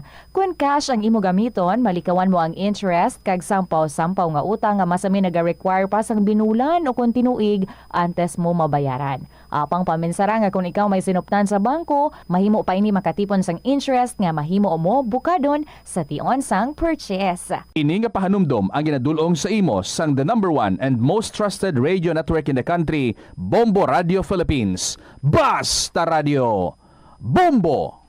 Wala sang adlaw nga ginapili ang mga aksidente. Gani ari ang mga tips nga dapat tandaan sa tion nga nagamaneho. Una, regular nga i-check ang kondisyon sa salakyan, lakip diri ang tire pressure, bastante nga oil kag brake fluid, kag ang side mirror ang dapat nga yara sa insakto nga anggulo. Siguraduhon nga hugot pa ang mga breakers kag matinlo ang air filter. Ikaduha, mag-seatbelt apisar malapit lang ang kaduan. Ikatatlo, mag-signal sa tion nga nagaliko. I-on ang signal light kung ikaw ang yara sa ginabanta 300 katapaka halin sa imo likuan. Ini nga pahanumdom ang ginadulong sa imo sang the #1 and most trusted radio network in the country, Bombo Radio Philippines. Basta Radio! Bombo! Ang kasubo kag depresyon ang hindi pareho nga balatyagon. Ang depresyon ang hindi gulpiyada lang nga nagakatabo sa isa ka tawo. Masami man nga ginakabig sa mga tawo nga depressed ini bangod sa kasubo nga nagakabatyagana. Ang kasubo temporaryo lang nga nagakabatyagan sang tawo kag masami nagadugay sang pilalang kaadlaw. Samtang makabig naman nga nag-experience ikaw sang depresyon kung masobre na sa 3 ka bulan nga nagabatyag ikaw sang kasubo. Importante nga mahibaluan ang mga naga-trigger sa nga mga balatyagon agud nga mahibaluan kung paano ini nga bulngon. Nga ginadubilian ang iligal nga droga. Makamamatay. Ang nagagamit sang shabu posible mapatay tungod sa cardiac arrest o kung hindi gani tungod sa drug overdose. Makaguba sang lawas. Makadulot ini sang pagkaguba sang kidney o kung pag-angkon sang hepatitis. Posible man nga malatnan sang acquired immune deficiency syndrome o kung AIDS. Maglikaw sa iligal nga droga para sa matawhay kag malinong nga komunidad kag pamilya. Ipabilin ang maayo nga panglawason sa panahon sang Paskwa. Mag-ehersisyo sang nagakaigo apisar nagabakasyon. Magpain sang tunga tubtub isa ka oras nga tiyempo para sa pag-ehersisyo kada adlaw. Magkaon lang sang nagakaigo ilabi na kun madamo sang handa sa lamesa. Balansihon ang pagkaon sang karne, utan, prutas kag dessert. Indi but silingon nga madamo ang preparasyon. Mapagusto ka naman sa pagkaon. Antes magpadulong sa Christmas party, magkaon ka na nga daan sang jutay halin sa inyo balay agud makontrol mo ang imo pagkaon sa tion sang selebrasyon. Kung magkuha sang pagkaon sa buffet, tilawi anay ang pagkaon kung mauyunan mo o kung indi, antes magbutang sang madamo sa imo plato agud indi mauyang. Mag-istorya sa imo mga kaupdanan samtang nagakaon agud may banding kag lubos nga ma-enjoy ang selebrasyon kag malikawan ang pagkaon sang sobra. Mag-inom sa nagakaigo nga kadamuon sang tubig agud mangin husto ang kabulusgon kag malikawan ang pagkuyam-kuyam pagkatapos magkaon. Ini nga pahanumdom ang ginadulong sa imo sang Bombo Radio Philippines, ang pambansang radyo ng Pilipinas kag #1 radio network in the country. Basta Radio! Bombo! Ang hair loss o kung pagkaunod sang buhok ang isa sa pinaka-common nga problema sa bilog nga kalibutan. Santo sa pagtuon, ang tag sa kapersona nagakadulaan sang isa ka gatos ka strand sang buhok kada adlaw. Paano ba lamang punggan ang pagkaunod sang buhok? Una, dapat regular nga habunan ang buhok gamit ang mild nga shampoo. Makabulig man ang pag-inom sa mga bitamina batok sa hair loss, kaangay sang vitamin A, vitamin E, kag vitamin B. Ginarekomenda naman ang pagmasahe sang scalp gamit ang essential oils. Likawan ang pagbrush sang buhok kung ini ang basa. Testingan man ang pagpahid sang garlic juice, onion juice o kung ginger juice. Ipabili nini sa buhok overnight kag bunlawan pagkaaga. Importante man nga magpabilin nga hydrated gani mag-inom sang madamo nga tubig kag likawan ang pag-inom sang alcohol, pagpanigarilyo kag syempre likawan ang stress. Masami bala nga dry kag nagakapilas ang imo nga bibig? Masami nga dry, nagahapdi o kung nagapanit-panit ang bibig sang isa ka persona, kung mayara ini sang habit nga pagdilap o kung pagkagat sang iya kaugalingon nga bibig o kung paggamit sa mga produkto nga makairita diri. Ang mga causes ang chapped lips sa mo ang dry weather, kakulang sang oil gland sa bibig, paggamit sang lipstick o kung lip balm nga hindi hiyang ang bibig bangod nagakairita rin ni. Tuman nga exposure sa adlaw kag hindi pag-inom sang bastante nga tubig. Ang ginarekomendar nga treatment diri among paggamit sang husto kag maayo nga lip balm, pag-inom sang madamo nga tubig kag paglikaw sa masami nga pagdilap sang bibig. Kung maglala pa ini, magpadulong na sa espesyalista agud mahatagan sang kakaigo nga prescription para sa bulong. Kalabanan sa karon ilabi na sa mga pamatanon ang masami nga nagagamit sang earphones o kon headphones sa tion nga nagausar sang gadgets. Apang ano bala kalawig ang aton paggamit sang earphones kag headphones. Nakahibalo bala ikaw nga ang tuman kalawig nga paggamit sini ang makatugas sang ear noise o kon acoustic trauma? May pila naman ka tips nga makabulig agud mahalungan naton ang aton dulunggan kag pamatin-an. Dapat nga ipabilin nga yara lamang sa 60% ang volume sang aton nga mga earphones o kon headphones. Likawan nga magsobra sa 4-5 ka oras ang tayuyon nga paggamit sang earphones o kon headphones. Magtala na sang 15 minutes nga break matapos ang 1 ka oras agud nga makapahuway ang aton nga eardrums. Masami nga tidloan ang earphones o kon headphones kag mas maayo nga gamiton ang duha ka earpiece sang earphones. Siling nila, mas malambing ang bata kung ini ang nagtiti sa iloy tubtub sa duha ka tuig. Ang breastfeeding, ang mayara sang maayo nga ituga sa iloy kasubong man sa lapsag. Ang breastfeeding ang nagahatag sang nagakaigo nga nutrisyon para sa mga babies. Ang breast milk, ang mayara sang importante nga antibodies. Nagapanubo man ang breast milk sa risgo sang balatian kag infections. Nagapromote man ang gatas sang iloy sang healthy nga kabugaton sang lapsag. Sarang man nga makapaalam sa babies ang breastfeeding. Samtang sa iloy naman nga nagapasuso, nagabulig ang breastfeeding sa pagbuhin sang kabugaton. Nagabulig sa pag-contract sang uterus, nagapanubo sang risgo sang depression, nagatap na sang menstruation, kag makabulig sa pag-save sang oras kag kwarta.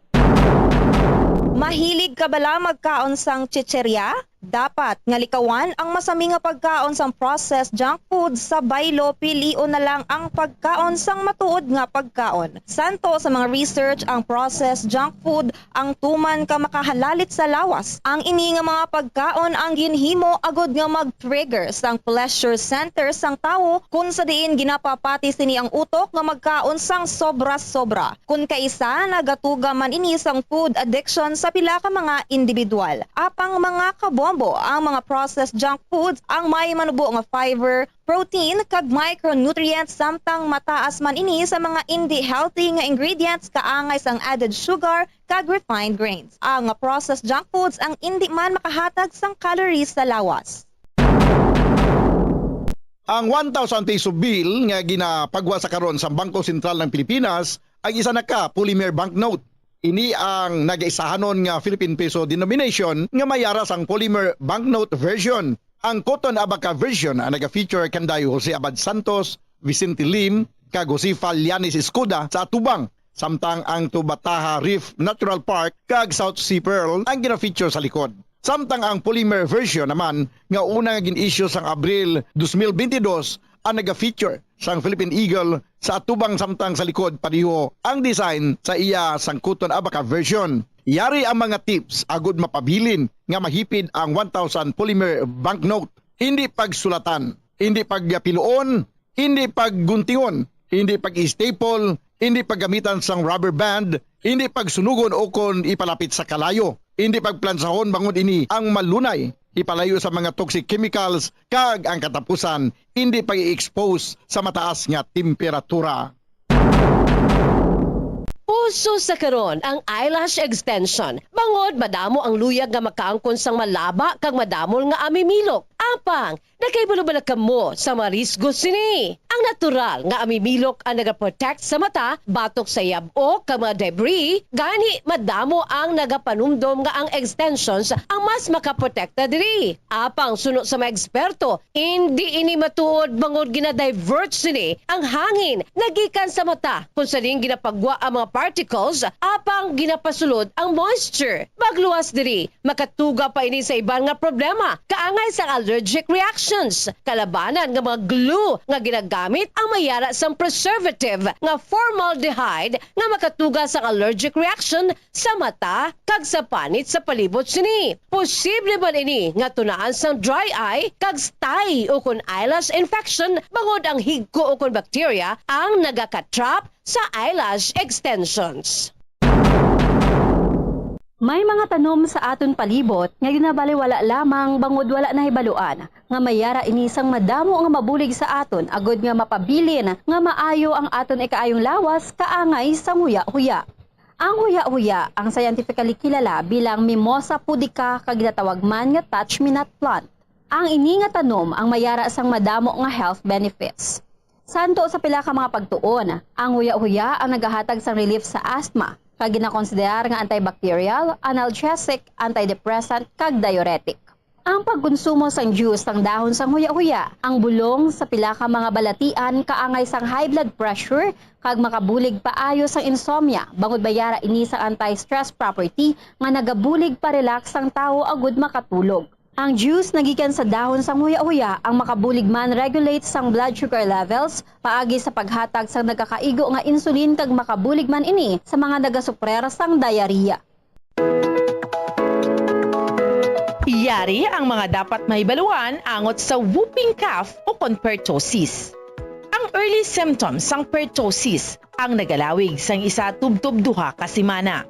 Ini ang ginalakipan sang sipon, hilanat, panalagsa nga pag-upo, apnea o kon kabudlayan sa paginawa, kag cyanosis o kon pag-purple sang baby. Isa tubtob duha ka semana halin sang nagsugod ang una nga sintomas, diri na nagaumpisang pagbarukoy sang bata o kon lapsag. Ini ang nagadugay sang isa tubtob anong ka semana o kon napulo ka semana kag nagalala. Diri na mabatian ang whooping sound bangod ginalagas sang bata ang iya paginawa matapos ang pagbarukoy.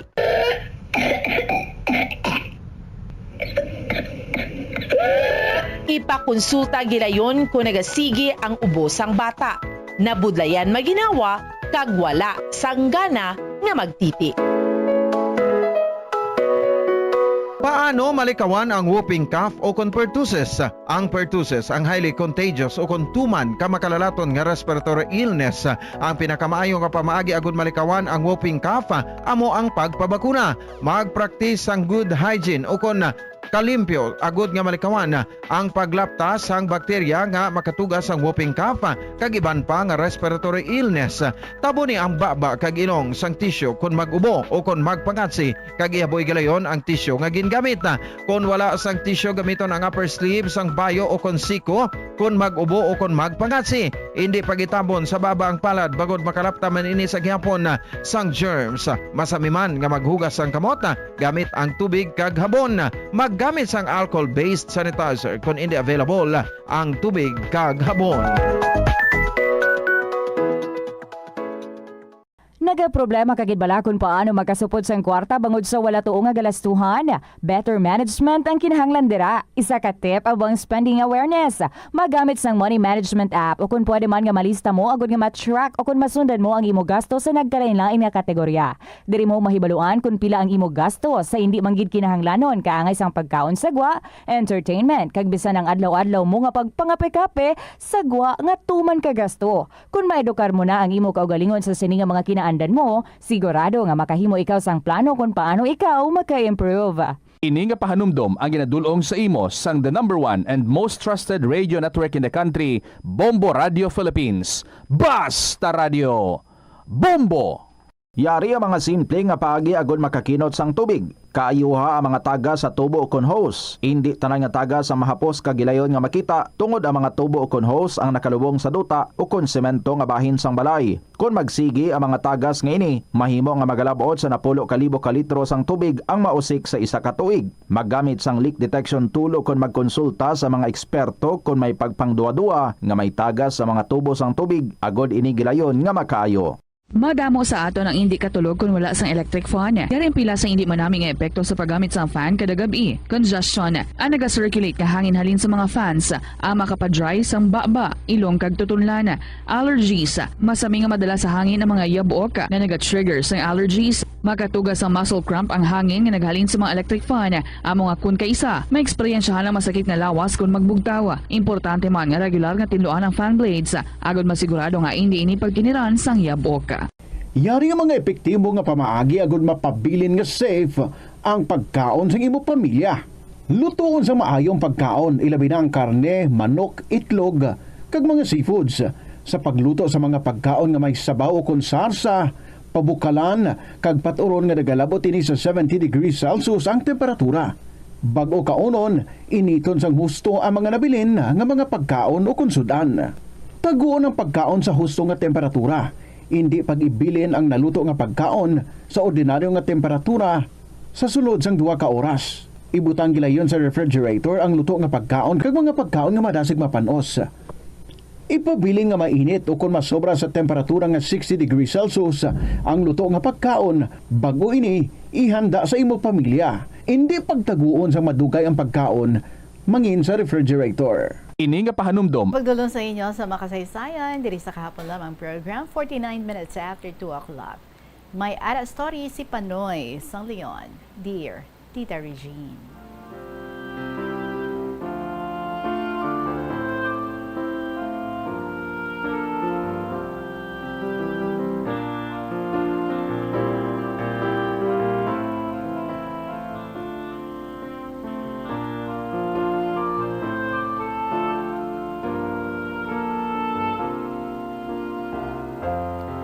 Kung bata ka pa, kagula sa problema, hindi mo gid mabatyagan ang tawag nga kapigaduhon.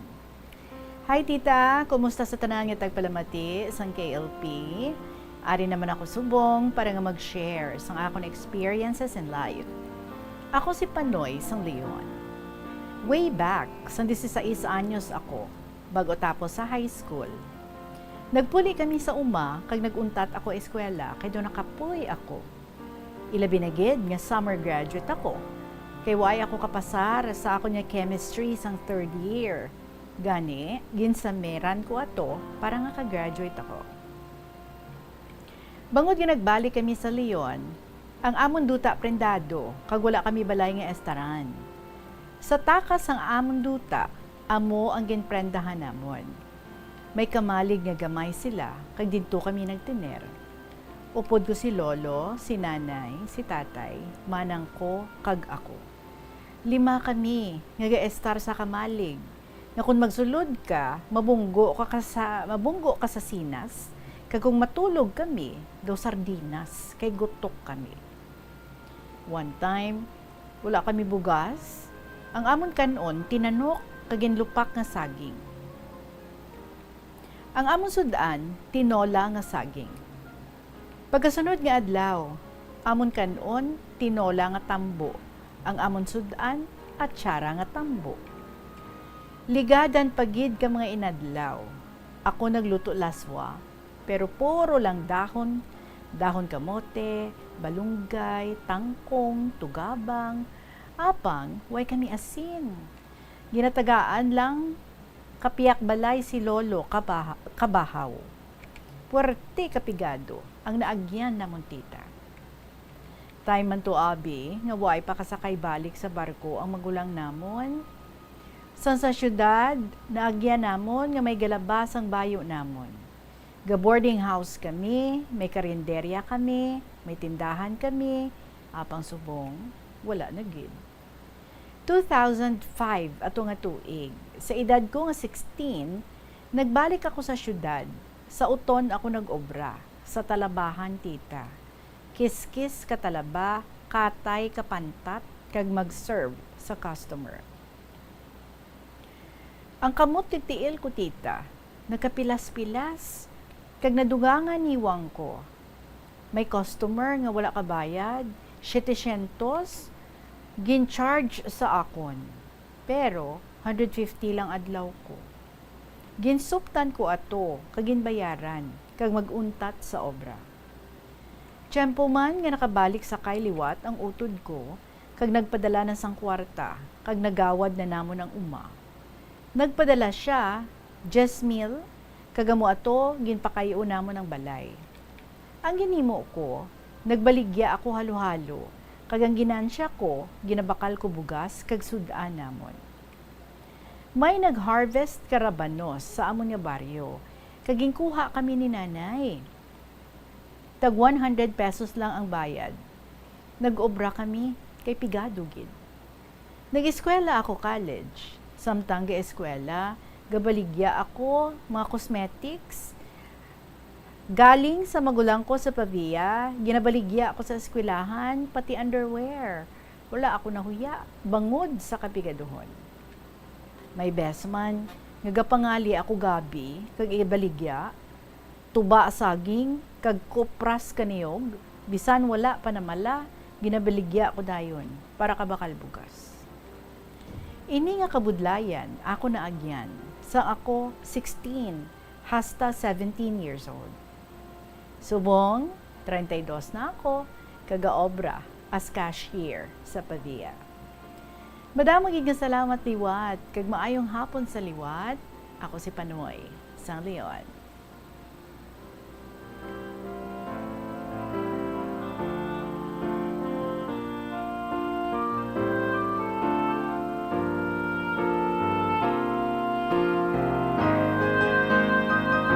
Namilang handurawon, no? Especially kung na-overcome nyo na as family ang mga struggles ninyo sang una, especially natuhoy sa poverty, natuhoy sa kapigaduhon.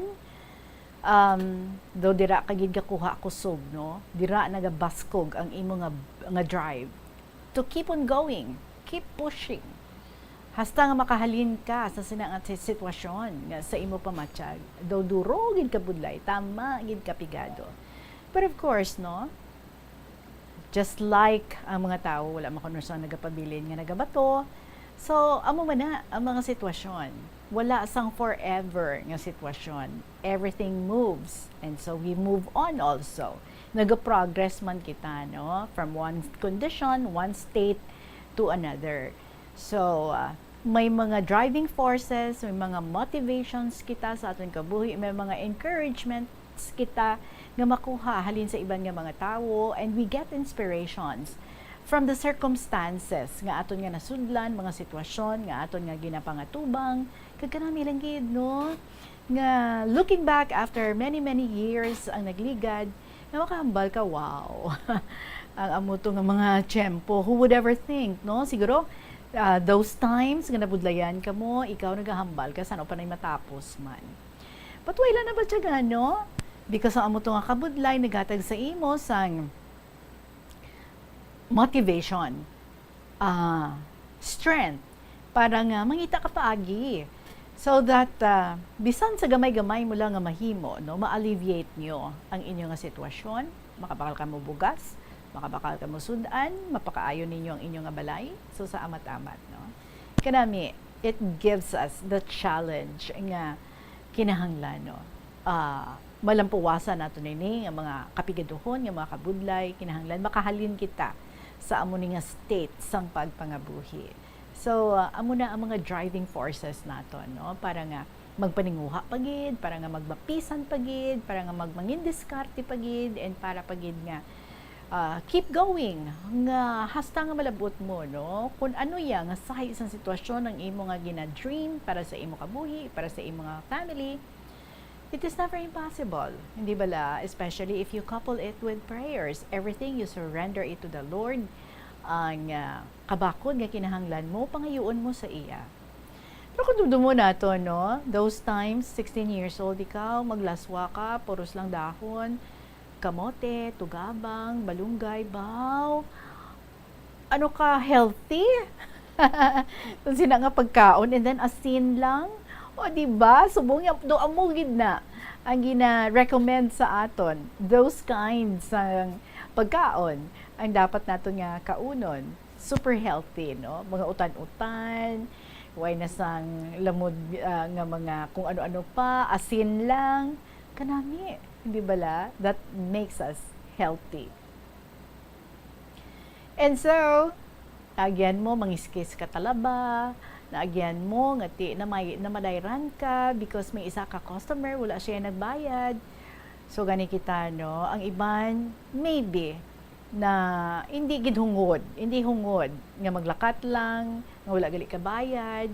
Pero sa mga nagahimo sa amo sini nga ginahungod gid pamensaron naton, ha, nga ang ining ginahimo ta hatagan naton sa huol, hindi ang tagiya kundi ang tawo. Mambal nato, no, ang crew dira, ang waiter dira nga amo nag-serve sa inyo kay sa ila gali gina-charge. So hindi kita maghatag dugang nga huol sa iban nga mga tao. And hindi gid kita maghimo sang mga butang nga hindi insakto. Ibutang gid naton ang tanan sa lugar. Just put yourself to that person. Nga if in case ikaw ang amo na nga tawo, kag ginhimuan ikaw sa amo sina, how would you feel? How would you feel? Siguro amo lang na permi nga aton nga panumdumon, no? Before kita nga maghatag huol sa ibang nga tawo or baghimo sa hindi manami sa kapwa naton, ibutang taanay ang aton kaugalingon sa sina nga tawo. Kag ano ayhan ang aton nga batyagon. Well, anyway, Pano, you were able to get yourself out and your family sa sina nga sitwasyon because tika mo nagbuloligay man kamo ang imo nga magulang. Thankfully, nakasakay siya liwat. So, sa amat-amat, naplastar nyo man sang manami ang inyo nga pagpangabuhi. And now, subong, do ka settled ka na, may trabaho ka na, 32 years old. And I'm sure, no, nga, ang imo nga family man is quite comfortable na sa sini nga mga tiniuhan. And you can just look back, no, sa mga struggling times sang inyo nga kabuhi and say, wow, good job. Nakaya ko. Nakaya ta. Thank you so much, Gid, sa inyo mandira mga kabombo, sa mga very inspiring stories na ilig nyo mga i-share diri sa KLP. You can email ang inyong mga kasaysayan sa bombo_iloilo@bomboradio.info or pwede nga masulat kag ipadala sa kahapon lamang program DYFM Bombo Radio Iloilo, Sky City Tower, Mapa Street, Iloilo City. Up next, ang inyong ginabantayan ng mga dramas every afternoon after ng KLP, Tuyang, Ermitaña, Provincial Jail, and Dear Diary. So thank you very much, kids, sa inyo tanan mga kabombo. See you again tomorrow. Kaupunta si Nanay Neni isang 5th District. Aton siya nga interviewon. Sa gihapon ninyo lagad si Tita Regine para sa kahapon lamang program. Salamat, kid. Good afternoon and God bless.